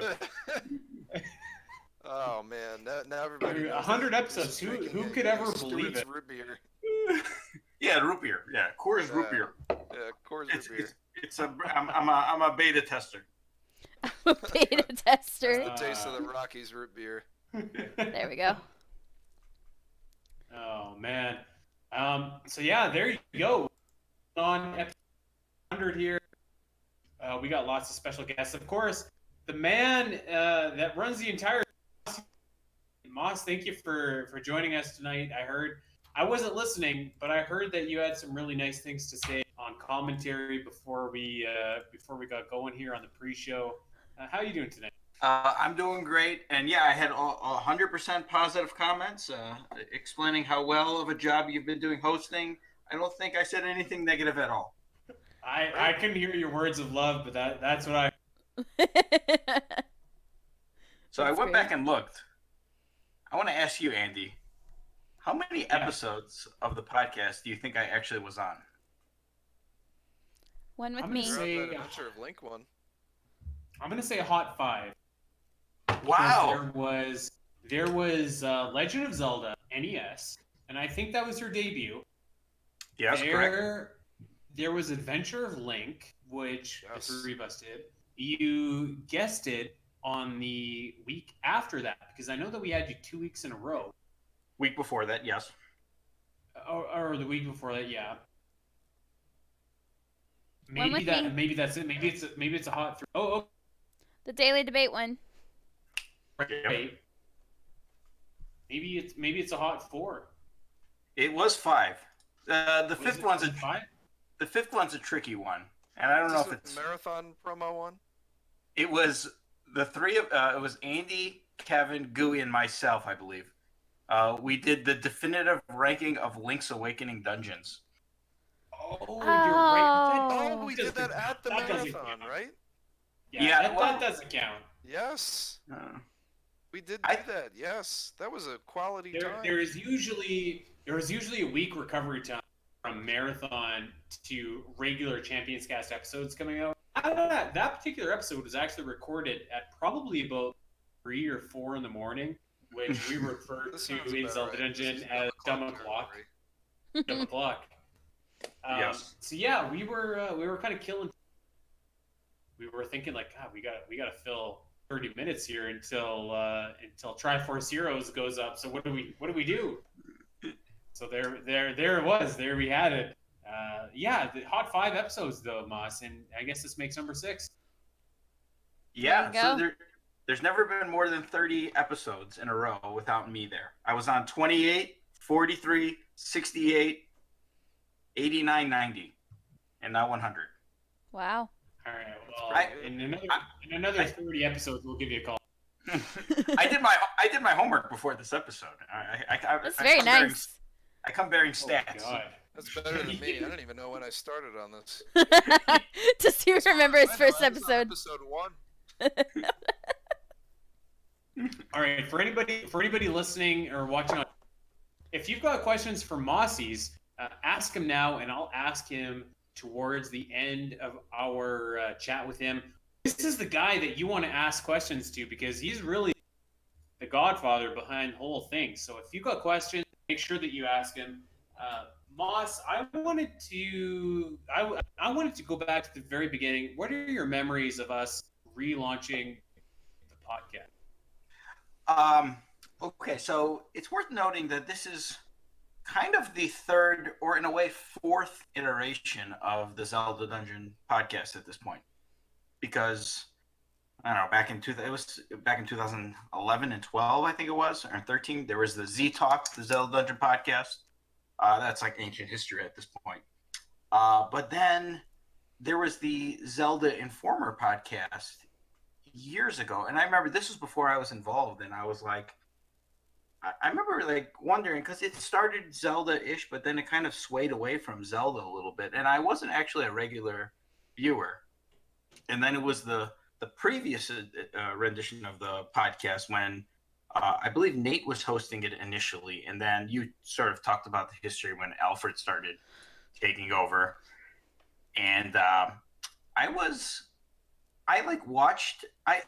be honest with you, I was not a regular listener. I would watch like every 3 episodes or something. I couldn't stand that Andy guy. What a jabroni. Actually, you were okay. I think I made a comment. I actually thought, because there was like a revolving, there was a period where it was a bit revolving, if I recall correctly, right? Where there was a handful of different people. There's a new couple guys every week. Yeah, but I liked the chemistry you and Alfred had together, and but unfortunately that kind of didn't work. And then I think you came to me one day and you're like, "Yeah, we're gonna relaunch it," and it was like you, Taylor, and Savannah, and I'm like, "Okay."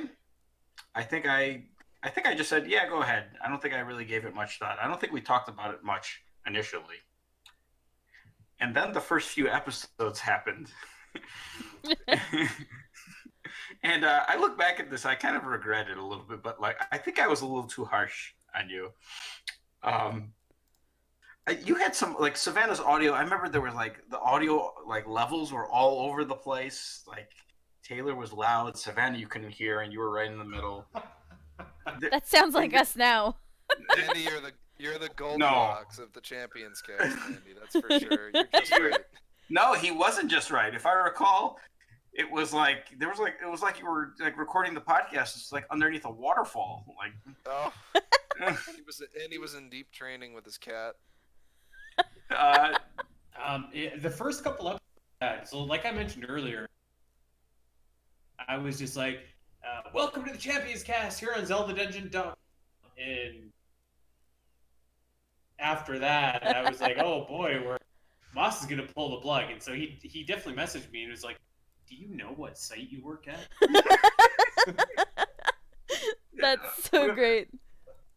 Yeah, fun fact, we were actually at ZeldaDungeon.com from 2003 until 2005. Really? Yes. And then the company that I bought the domain from went out of business. And I had trouble securing that domain. So we went to a subdomain, and then we eventually got ZeldaDungeon.net. We've been .net ever since. Fun piece of Zelda Dungeon trivia for all you guys. Some Zelda lore. Yeah. Where's that in the But timeline? yeah, to go back to Moss's point, the first, I want to say like 15 episodes of the Champions Cast were hit or miss. Let's be polite and say hit or miss in terms of audio fidelity. And I remember Moss eventually messaging me at one point, and he's just like, Spiteri, if you are gonna host this podcast, you got to stop sounding like this. Get your address right now, and I'm going to send you a microphone. And he did. He sent me a wicked microphone. Still using to this day. And he's just like, if you're going to do this thing, do it properly and do it right. Here's the same microphone that I use. You're never going to need another microphone again. And the day that he sent me that to Savannah out in Seattle, the hypocrisy of Mossy right here. You can, I have that same microphone that you have. I'm not on camera, but like I have the XLR version. It's sitting right here, not being used at all. But instead, I'm using a garbage Logitech webcam microphone. Hey, it does the job. That's If awesome. it's stupid and it works, it's not stupid. It's just easier. Kevin. It's true. Moss, what were your expectations for this show? Because, like you said, we'd had a couple iterations of this podcast before, but they never seemed to make it too far in. They made it for about a year. They fizzled out. When we started this, what kind of were you thinking that we could do with this show? Well, I like the original Zelda and Forward podcast, which the archives are still around, actually achieved great popularity. But the thing is, it wasn't really a Zelda podcast. It didn't really have anything much, it kind of swayed into more pop culture, not even just video games. And, I felt that there was there's always a demand. I'm not really big into the whole podcast world to begin with, but, I felt if done right, and I always try to think of what would a podcast be like that I would want to listen to? And that was trying to kind of a little when I would occasionally nudge you in a direction, it'd be this is the kind of stuff I would want to listen to. And I think it took a while. It really did. The first, I don't know, maybe even 30 episodes, I was I was not feeling it. I was not into it. I don't know. Maybe it took a while to get the camera. I think you would probably acknowledge that too. It took you a while to dip your feet in the water a little bit.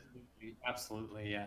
Especially with three co-hosts that we're friends, but still a podcast, recording a podcast in a professional setting, which in my viewpoint, this is a professional setting where you don't just want to be kind of, shooting whatever. It took a little bit of time to find our group.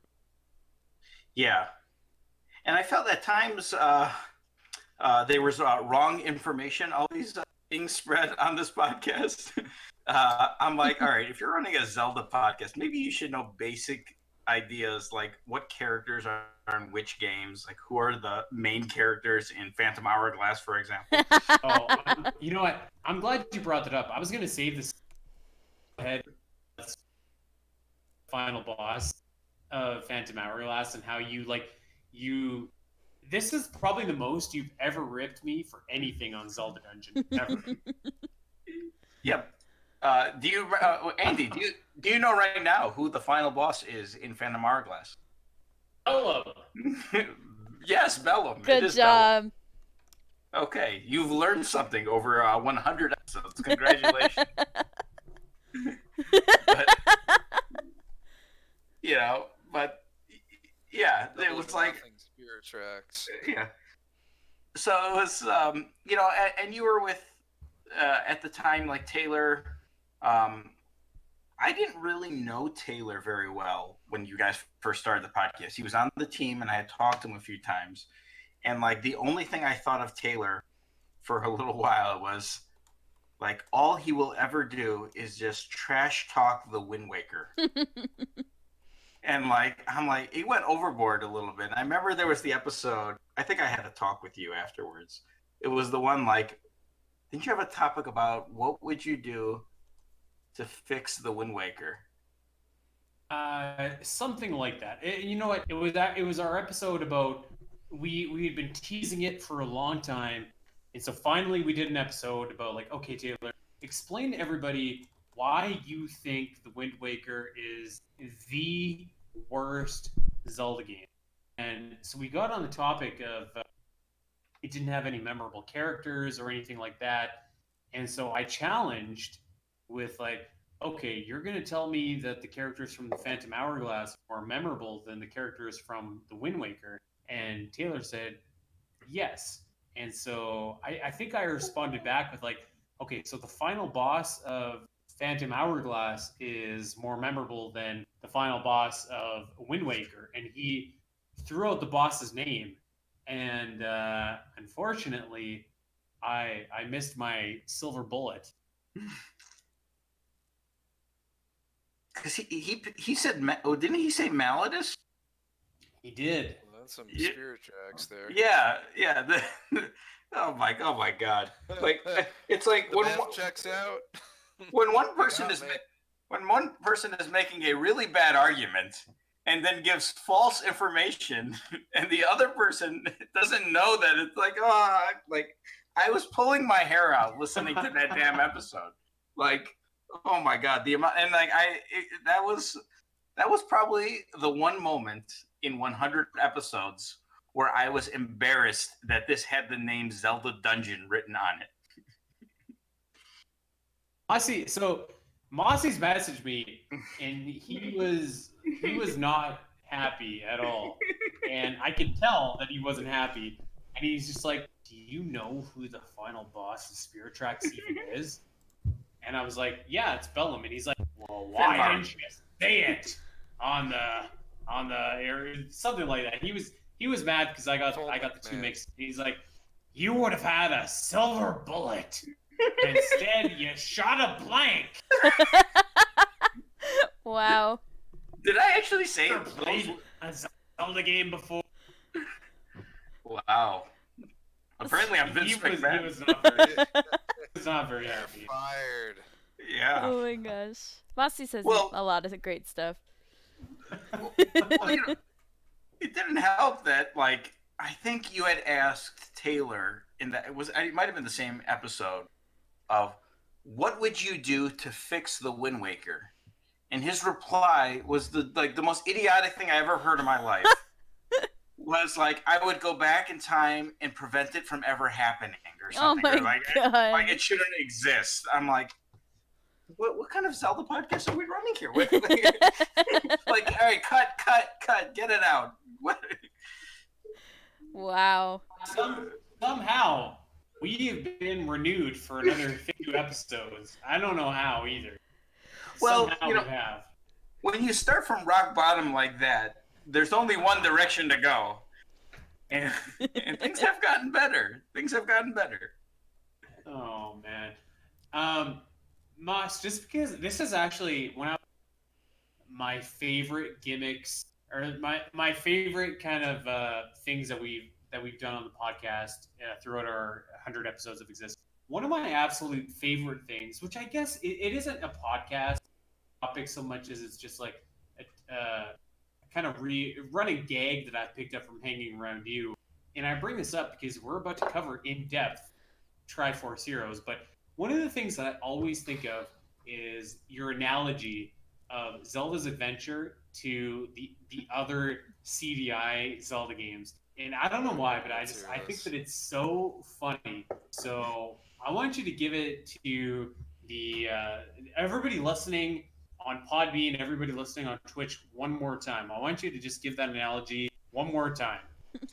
Well, for longtime listeners, you will know that specifically in episode 43, featuring Andy, Allison, and Mossies, I gave this exact analogy. And I was talking about how I get offended when people call them the 3 CDI Zelda game, because that lumps them all in one. And that's garbage. Because Wand of Gamelon and Faces of Evil are fantastic games. And I think I've played probably like 15 games on the CDI. These are far and away, without a shadow of the doubt, they are the best games for the console. Yeah, it's not even close. What about the Flowers of Robert Mapplethorpe? You're thinking of Who Shot Johnny Rock, I think? Oh, Who Shot Johnny Rocket's up there. It's a quality CDI title.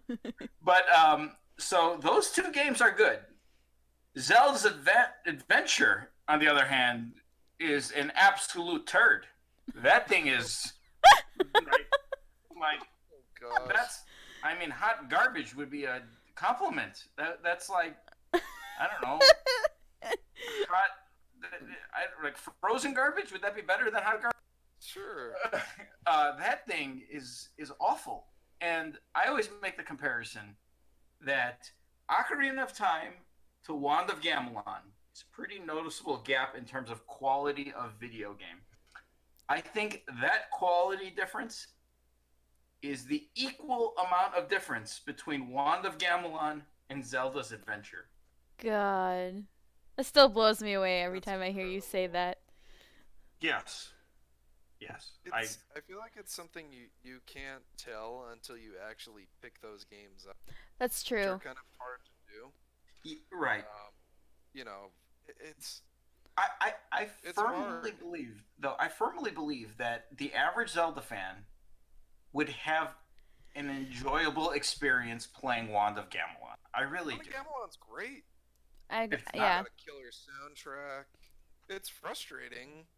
The difficulty, you know, one-hit deaths sometimes from enemies, and you know, just things like wiping right over you. But man, oh man, is it a fun ROM? Now, on the other hand, the average Zelda fan, like if you play Zelda's Adventure, 9 out of 10 are going to be like, all right, please make it end. I don't want to play this anymore. This is hard.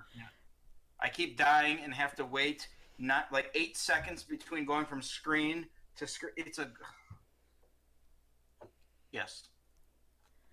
Did we play Zelda's Adventure at the marathon this year? Last year, I guess I should say at this. No, I don't think we popped that in. No, I did. I played it for a hot 20, 30 minutes or something. Yeah. Simultaneously when Ocarina of Time Master Quest was being played at BS o'clock. Yeah. BS o'clock. Can you explain to our listeners what BS o'clock? Yes. Yeah, it stands for Broadcast Satellite. I believe Dumb O'Clock is 4 a.m. Is it 4 a.m. to 6 a.m.? I believe, right? I thought it was earlier. I thought it was. I don't know. I thought it was 3 a.m.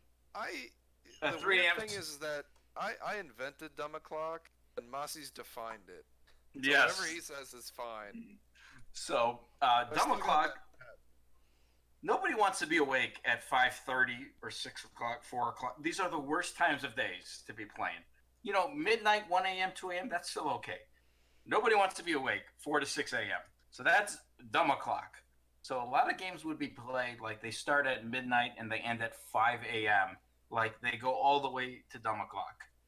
But there's the rare occasion where a game starts before Dumb O'Clock, goes all the way through Dumb O'Clock, and ends after Dumb O'Clock. That is called BS O'Clock. BS o'clock. Yeah, if you're playing a game from 1 a.m. till 8 a.m., that's some serious. That's some Yes. Broadcast Satellite. Yeah, That's some yeah, painful That's painful. some Triforce Heroes 2019. Ugh, right, Allison? Am I right? Ashley, in the I chat? cannot wait until Zelda Dungeon Twitch is live with the 2020 marathon. I'm going to be cheering you guys on. But everyone in the chat, if you have any questions for Mossies, ask them next. But before we get out of here, Moss, what do you think? What do you think is the future of this show, and I guess Zelda in particular? Like, what do you think? You know, when's the next time you think we're going to hear about Breath of the Wild 2, and what do you think that's going to mean for the champion? You know, I think it's like we've had. When I look back at the stats, I'm a numbers guy, and I see those episodes we did in June and July kind of blew up. And I know, Andy, you've looked at the stats too, when all that Breath of the Wild hype was happening. And like, I think back, you know, since Breath of the Wild, we haven't had a true Zelda game since then. Like, I know we had Hyrule Warriors Definitive Edition. We've had like a side game like Cadence of Hyrule. We've had a remake like Link's Awakening, but like a new Zelda game has not happened. So this is going to be the first Zelda game that has come out with the Champions cast, and I imagine people are going to be looking for it. They want like nowadays. I always look for podcasts when I'm like, oh, I'm interested. I liked whatever I saw, like a movie or something. Let me hear some random people talk about it. I'll search it, and I think that's going to happen with Breath of the Wild. And I think the podcast, and especially because I think the quality where it's at now is at a significantly different place as episode 1 of the podcast. So it's putting it lightly, I guess. But you know, I think we're kind of hitting our stride in terms of quality. And so once we get that you know, that injection of new Zelda news, it could potentially blow up. I'm excited about it. All right, we have a couple questions for you before we get out of here. Brett asks, Mossies, what is your favorite boss in the Zelda? Probably Jump spot or anything? no, it's got to be Ganon, but specifically Pig Ganon. Oh yeah, that big blue pig. Big Ganon from Link to the Past in particular, but I always liked him in Oracle Seasons and Ages, the combined ending, because he's kind of like only like sort of revived because he's kind of like delusional, like he can't speak in full sentences. And I also like his Looking for Swords adventures too. It's a big fat blue Pig Ganon. And no, we don't talk about General Onyx either. Yeah, no kidding. I bet you still have it. You know, I recently played Oracle of Seasons for our definitive ranking series, and I beat the Dark Dragon on my first attempt. Like, I don't get it. Oh wow. Must have been stage fright. Yeah, no kidding. Okay, so a couple other questions. Who is your favorite champion, and why is it kept from who else? The lovely Skip. Skip. And what? It's got to be Allison, right? Your favorite champion's got to be Allison. So this is so are you guys considered the champions? I've never heard that before. This is the champion. This is the Champions cast. baby. Yeah, I know that, but you never like refer to like my co-host champion. But you like I love. Well, you know what? I'm not gonna sit here and lie and say I love everybody on the Zelda Dungeon team. I like everybody on the Zelda Dungeon team.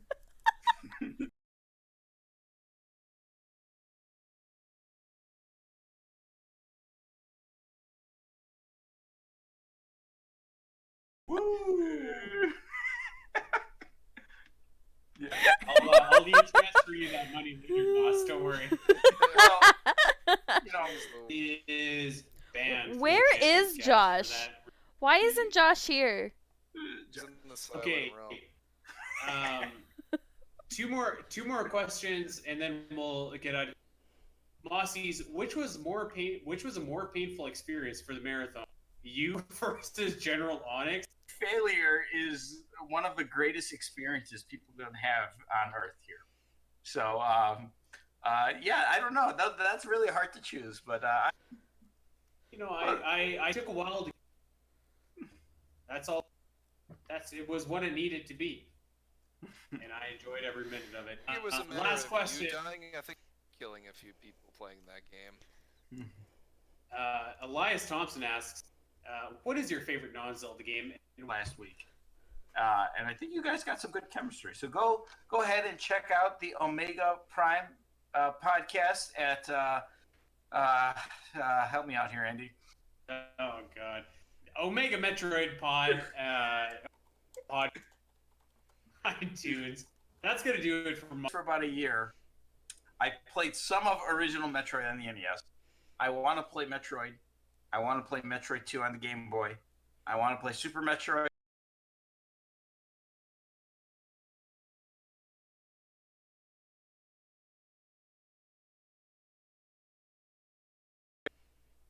I feel like Kevin and I had an argument last week at like midnight, and he was trying to tell me, he's like, Andy, I don't.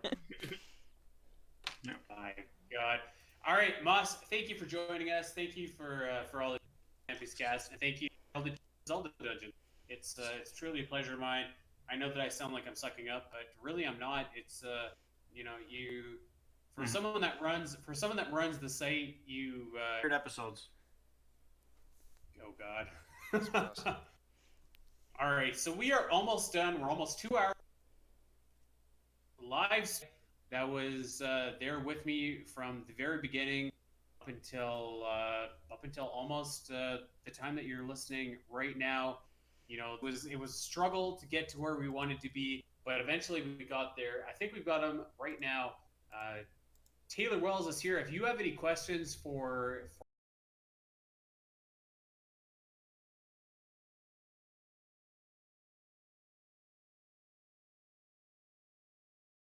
Indeed. Aw, Indeed, I do. Taylor. Hi guys. I just realized how much I miss your voice. I miss all of you. Like on the site or listening to the Champions Cast and stuff, and just remembering all the really, really awesome times that I had while I was a part of the community and working for the site. Oh man. What a question. Well, I mean, unfortunately I've been super, super sick the past 5 months. I don't know if you listened to episode maybe 15 episodes ago, but we were doing a Q&A episode, and you know, someone asked like, hey, where the hell is Taylor? And I guess that we never really talked about it on the show, but you know, I basically is to do this show weekly, come up with all these different ideas and make an engaging show. It's absolutely, you know, a hard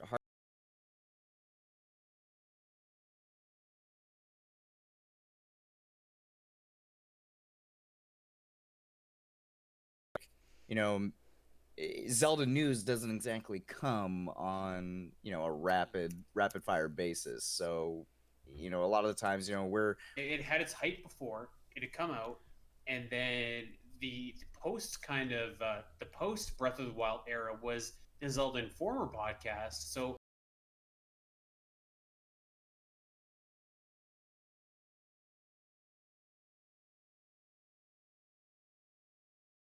Zelda contents, like, what do we do? And oftentimes, like I think Taylor kind of undersold it. We would be going back and forth, like, what do we talk about? Do you have any dungeon? Like I've said this a couple of times on the podcast before. I discovered Zelda Dungeon through one of the marathons. I think it was one of the first, and I felt like I'm gonna hold on to this as long as I possibly can, as long as they'll have me. And I think it was a wonderful experience. And the trailer was everybody was here and Ridley came out. I sent my notes to Allison at the top. It was like Taylor sucks in big letters. I'll find it. Give me. You know, absolutely hoping for Zelda news of any type. We were super, super hyped about, you know, potential Smash. But how to do this? Are you guys sure you're okay with this? Like, oh yeah, that's. But I was still like super worried about it. Anyway, so and I'm like, what's going on? And so I messaged Taylor, no answer. I messaged Taylor again. It's 20 after 8, and I'm like, where's Taylor? I'm starting to get nervous. Facebook, finding his cell phone number. I'm like, okay, I gotta message Taylor. You had my cell phone number. I from the know. Marathon, didn't you? I get no answer, and I'm like, what is going on here? We started 5 minutes. Where's Taylor? what's great is that she actually did message me, and she was just like, "Hey, do you know who the hell this Andy Spiteri person is?" And I was like, I was like, "Don't you listen to the Champions Cast? That's my co-host." But she was panic messaging me too because she thought like I was dying or something with how Gosh. panicked you were. Wow. So yeah, no, I got out of the shower and I looked at my phone. I was like, "Oh my!" I still have all those text messages, by the way. And so I get it. I quickly message him like, "Don't worry about it. I'm all good." And like the damn wizard I am, I had everything ready to go. And like a minute late, we went 1 live minute. and we were ready. 1 Yeah, minute late. it was like 1 to 2 minutes late. It was great. Wow. And then the greatest thing though I think is that story led to us having, I think, probably one of the best live streams we ever had of E3 the following year. I would agree.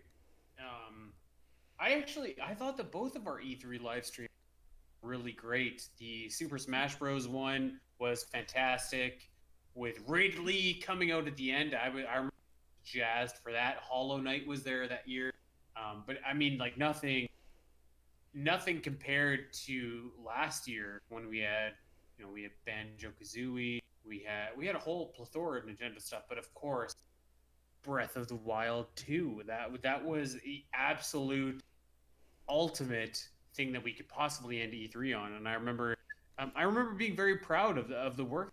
We put in a lot of effort to making those E3 shows exciting, engaging, and I think that we did a pretty good job. Yeah, no, absolutely. And honestly, like I do have to commend you, Andy. You know, as tough and stressful as it is working with you, you are an amazing contributor and you are an amazing creator for both just written work, the podcast, everything. And you're an incredible guy to work with. You're an incredible guy to listen to all your witty humor. Like it's just so fun going back and forth with you. So it's been I feel the same. I truly don't know anybody that could have put up with me for as long as you did. I really don't. Hey, Sam did it. That's true. Well, I was just about to say but that. Sam doesn't count. Oh, sorry. Yeah, you do count, honey. You do count. That's couch sleeping talk right there. Whoops. I might be coming down to LA. I got room for you. No, I mean, here you go, Taylor. I am definitely not the best person to work with for sure. A lot of times, what were some of the most challenging times that you can remember having to put up with Andy Spiteri on the Champions Cast? I think, honestly speaking, like a lot of our tension, I think that was sometimes in the show and stuff was obviously us playing off of each other, but I think the only real difficult thing was just sometimes we're both really stubborn people, and when we were trying to come up with ideas and those, especially those times where we were scraping the barrel, and I was at work like doing 3 writing projects and busy like in my head just trying to think, okay, what haven't we covered with Zelda yet? And I would oftentimes it would come to stuff like story, which is my personal favorite thing about the Zelda series. And unfortunately, I think a lot of those times when I was trying to come up with those ideas, like I couldn't figure out a way to sell it to you. And so we would just go back and forth and just hit each other on the head trying to make it work. And I think a lot of the times I just felt like, oh God, I can't ever get my idea to across to this guy. You know what though? That's totally fair. Like Gooey and I earlier were talking about like neither one of us are Zelda lore guys, and it's hard to. It was hard for me to like have a vested interest in it, which actually is a lot of Zelda like top. That's their favorite thing about the Zelda series is like all the lore behind it. Whereas for me, I'm like I like Zelda as it pertains to the real world and like its relationship with Nintendo. So yeah, I mean, all that being said, I think that there really isn't a lot of people that could put up with me for as long as you did. Hats off to you. I do want to tell a funny story about. I think you'll remember this. The time that we were recording our 20-year Ocarina of Time tribute episode. Taylor, do you remember what happened during this episode? Sorry, which one was this? The trivia? Which trivia? Our 20-year Ocarina of Time tribute episode. Oh, tribute. Yes, I do. I remember. We had Kat on the show with us as well, and about halfway through, stuff hit the fan. Oh yes, it was amazing. So, for those of you who don't know, for the longest time, I lived with 3 other roommates. So imagine in a 1-bedroom, like 690 square foot apartment. So picture that, and then me every Sunday trying to record a podcast with literally 0 sound in my house. And like Andy, I also have a cat who is obnoxiously affectionate and likes to make a lot of noise. Obnoxiously affectionate. Yeah. I feel the same way about Savannah.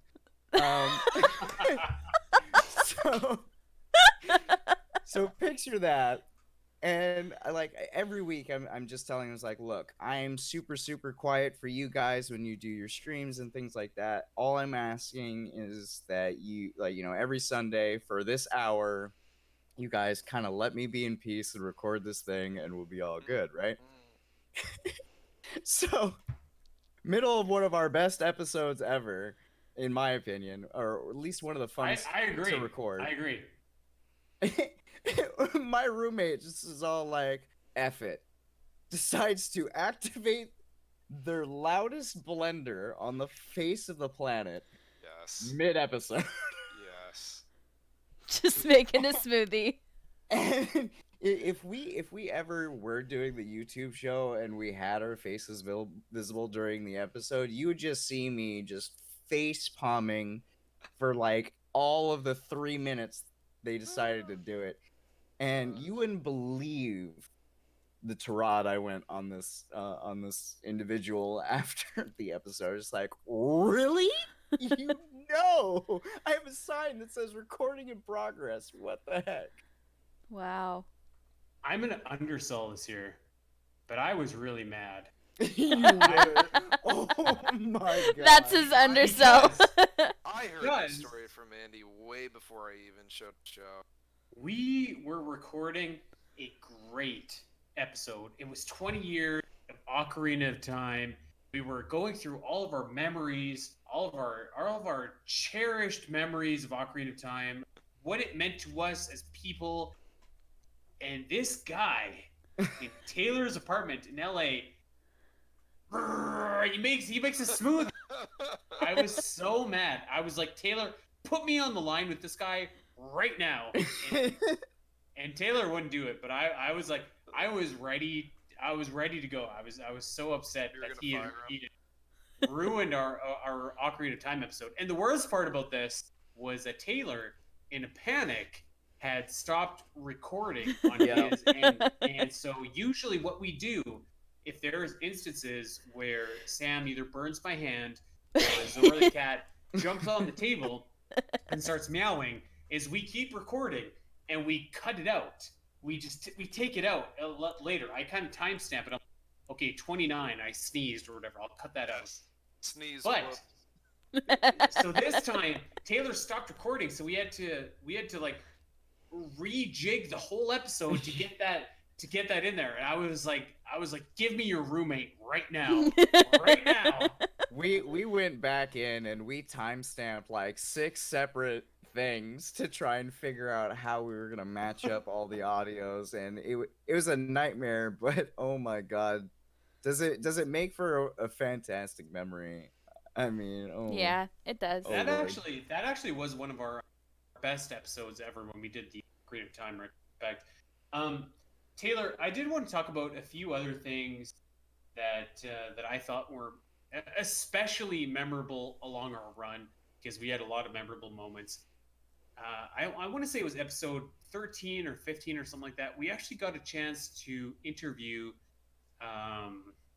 Rob Mayher, I want to say was his name, and he was the lead developer of Blossom Tales. Taylor, do you remember that? Yes, yes, indeed. Now, It was this great because it was a interview, fantastic game, and we like had all yeah. these ideas for how that show was gonna go, and then what you're about to say happens. So Oh, Robbie.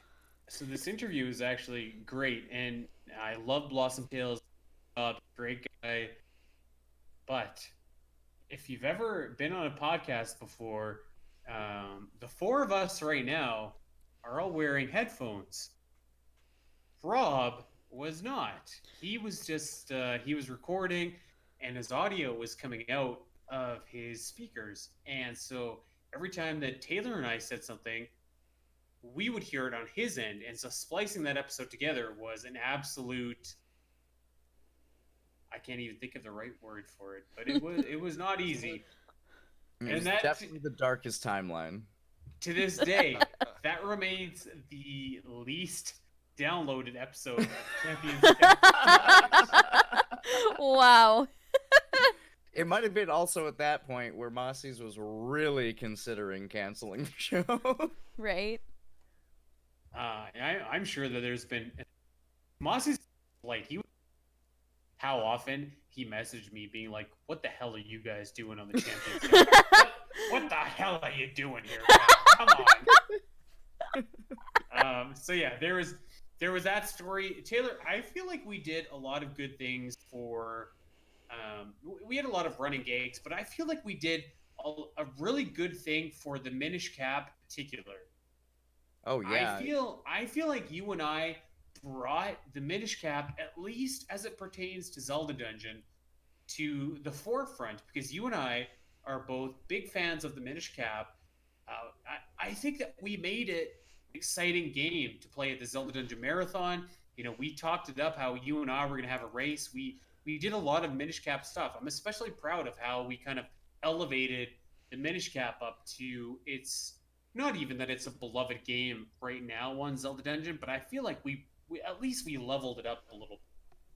I think we absolutely changed quite a few people's minds. At the very least, to try it out and see, what we were so hyped about. I won't lie. Like my love for Minish Cap definitely has a history. Kind of a lot like if anybody remembers, I wrote a piece on Navi, and I kind of went in depth on how like Ocarina of Time kind of revolutionized my life at the time. And Minish Cap kind of did the same thing in my teen years. So I have a lot of love based off of that, but I still think it's a phenomenal game being a portable Zelda or starting off as a portable Zelda. And, I think that when we did our episodes on the Minish Cap, we kind of definitely went through and went in a somewhat detailed way, explained exactly what the magic was, and I think that helped a lot of people at the very least just give it another shot. Yeah, I agree. It's I think that since we championed the Minish Cap on the podcast, we went on to have originally the plan was at the 2018 Zelda Dungeon Marathon, you and I would be racing it, and we went on to have kind of everybody involved in the Minish Cap. But I feel like kind of the hype that we created for that game led to the 10-man elimination Minish Cap Melee that we would have last year and the year before that. So I feel proud that we kind of raised the Minish Cap up because I truly feel like that's a Zelda game that really doesn't get a lot of time in the sun. It doesn't get its due, and I feel like that kind of the narrative around that changed when you and I started championing that. You see a lot more Minish Cap songs in Musical March Madness. You saw some Minish Cap characters do pretty well in Fall Brawl last year. Like, I feel proud that you and I were at the front. I'm inclined to agree. I would actually be really curious to, and I'm sure Mossy's has some type of stat block for this. and to which, like, after our Minish Cap episodes, like, how many people like just started like talking about the Minish Cap more, or started trying to, you know, make comments and stuff about, hey, you know, I tried the Minish Cap, especially amongst the staff team. Like, I want to know how many like staff members decided like a week or so after that episode, hey, I'm gonna play Minish Cap again. I'm gonna try this again. Yeah, I truly feel like that's one of the best Legend of Zelda 2D games. I really do. I feel like that. I'm gonna make a bold statement here. I feel like the Minish Cap is the best 2D Legend of Zelda game. So there you go. Agreed. It's a hot take. 100%. And I feel like you and I were kind of at the. Let's talk about something else. Let's talk about. It was the one another- thing we could always agree about. That and the Yes. Forest Temple theme. Actually, yeah, it's good that you brought that up. Because, our musical March Madness picks for this year, and the Forest Temple theme did not win. I'm so Ah. sad. These guys, these two right here, Allison and Kevin O'Rourke, voted. What did you guys vote? Clocktown or something over Forest Temple? Listen, clock. So that's your I don't remember. Kevin O'Clock voted for the Clock Town. Are we talking about our Minish Cap one? Or our Minish Cap, jeez. Like our own our own voting that we did a couple weeks ago? Yes. Oh, you know what? Actually, Mossy's pointed out earlier today that it was Dark World that took out the Forest Temple, which I'm okay with actually. But Yeah. I do love that you. Forest Temple is the jam in the Legend of Zelda series. Taylor, let's talk about something that we did not agree with. Toon Link versus Young Link, Super Smash Bros. Oh yeah. That's probably one of our longest running gags, and I mean quote unquote gag, in terms of my dislike, I guess you could say, for the Wind Waker. But yeah, those two things kind of went hand in hand. Can you explain to me why you think that Young Link is a decent Smash Bros character when the rest of us know that he should not be in Smash Bros? Well, for one thing, Young Link is the OG. He was in there before Toon Link, and also Toon Link and Brawl was pretty much a copy and paste with different aesthetics. So, God. I mean, you could go based off of just that logic and say, well, Toon Link doesn't need to be in the game at all then.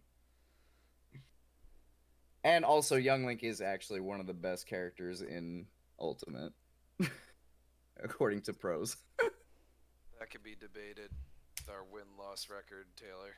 So, Well, I mean, whoever said I was a pro in Smash Brothers? I'll tell you what, nobody said that. That's for sure. Taylor, talk to me. Actually, before we get there, do you remember the episode that we did and we were promoting a new series that we had over on Zelda Dungeon, and it was called Zelda Runner, and it was all about the Zelda speedrunning scene. We had our Zelda Dungeon speedrunning expert, Ewan Crombie, on, and he was just covering awesome games done quick.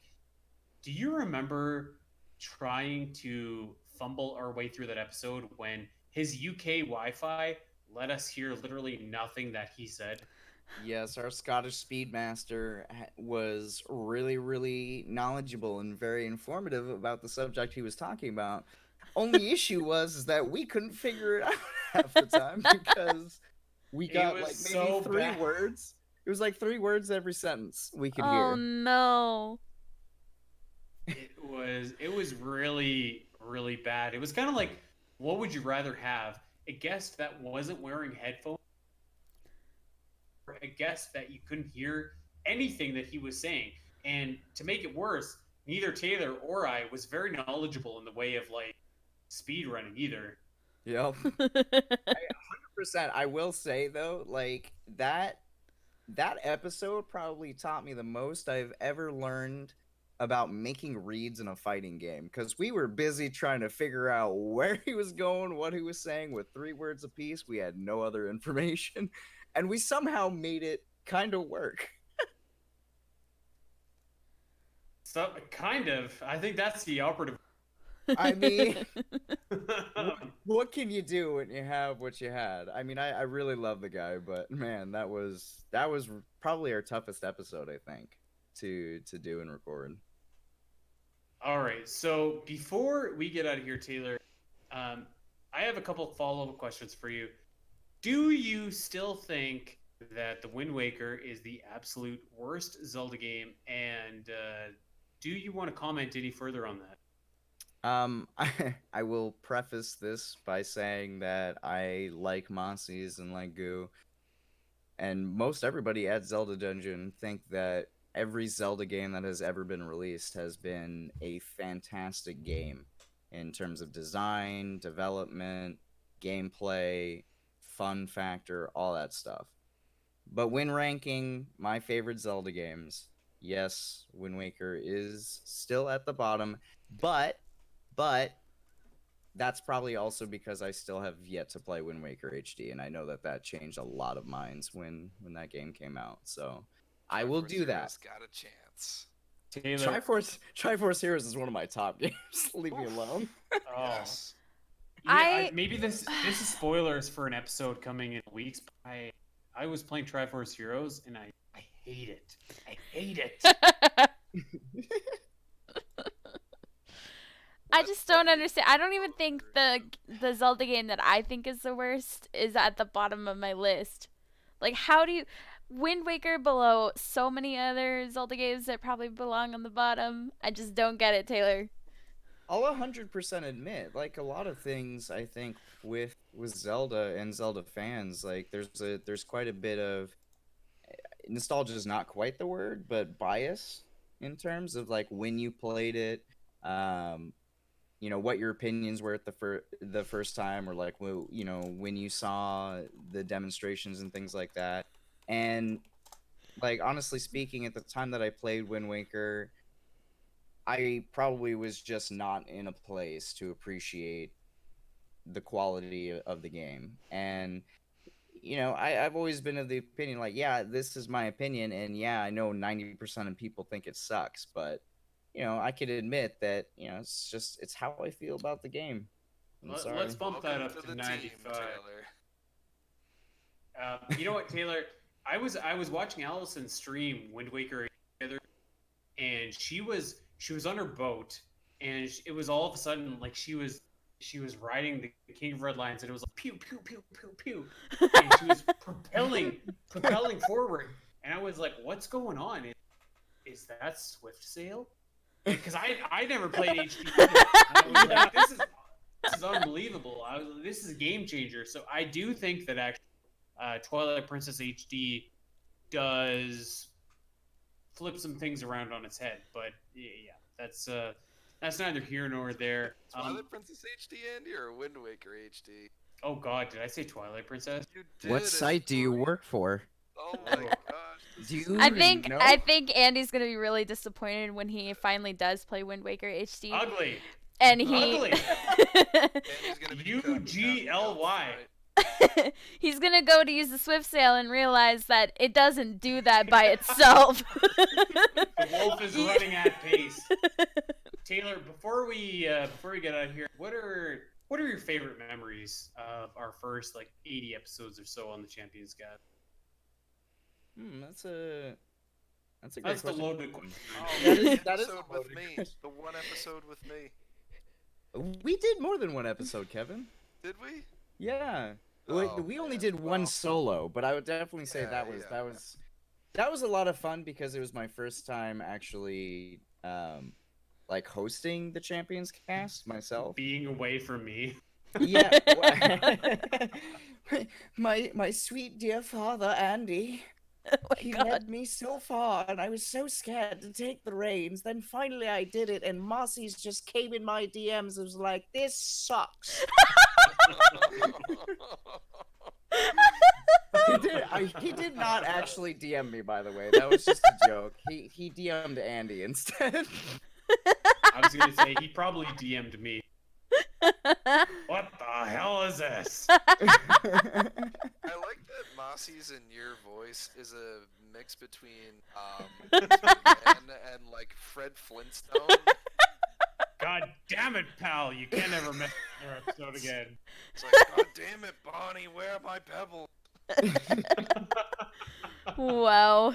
I don't know. I still say the Ocarina of Time episode, the anniversary, as well as that one episode we did with you, me, and Gooey, and we played basically guess the character because we were Yes. absolutely out of ideas, and we came up with that like 2 days before we recorded, and it was so much fun. So there's that, and then last year's E3. There you Those go. are my favorite memories. That. We went back to the well actually for guess that kid. Creatively bankrupt as we usually are on the show. Taylor, it was a pleasure. It was an honor doing doing everything that we did together. This podcast absolutely wouldn't be what it is without you. So I thank you for that.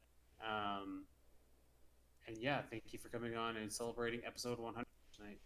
Yeah, it's been my absolute honor, and thank you so much for having me. And like I said before, it was probably one of the greatest work experiences I've ever had working for Zelda Dungeon. And you guys keep on being the incredible crew that you are, and the incredible cohesive unit that we all are. And I love you guys to death, and I miss you guys. Aw, Taylor. Thanks, Taylor. We love you. Thanks for joining Back us, at you, Taylor. Brandy. Thank you for joining us. That was Taylor Wells, the first 80 episodes of the Champions Cast. So this show really does owe a gratitude of debt to him, and it wouldn't be, this show wouldn't be where it is without Taylor being the I don't want to say the Mario to my Luigi, but something along those lines. We've been going for a long time. Johnny Legs, woo! We've been going for almost 2.5 hours. We're gonna call it a night. We're gonna get out of here. This is episode 100 of the Champions Cast. This is a very proud moment for me in particular. I've done a couple podcasts here and there, but never got to the level of success that this show has gotten. I thank all the listeners, subscribers, from the bottom of my heart. It's been such a wild ride, and I can't wait to be back for episode 200, 300, 400, and 500 down the road. We're here for the long haul. Thank you to Taylor. Thank you to Savannah. Thank you to Moss. Thank you to Goo. Thank you to all the guests that we listed at the top of the show. Thank you for everybody that is listening to us in the chat right now over on Zelda Dungeon Twitch. Thank you to everybody listening on Podbean for the last 2 years. Thank you to Allison. Thank you to Kevin. Thank everybody for making the Champions Cast the go-to Zelda podcast on the internet for all the Zelda news, all the Zelda hot takes, everything is Zelda.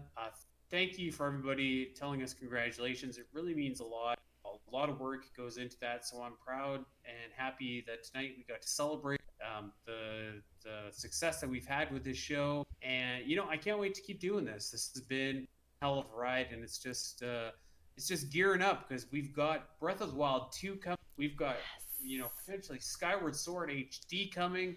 We've got the new Zelda stuff going. We got a mobile Zelda game coming at some point in the future. There's got to be.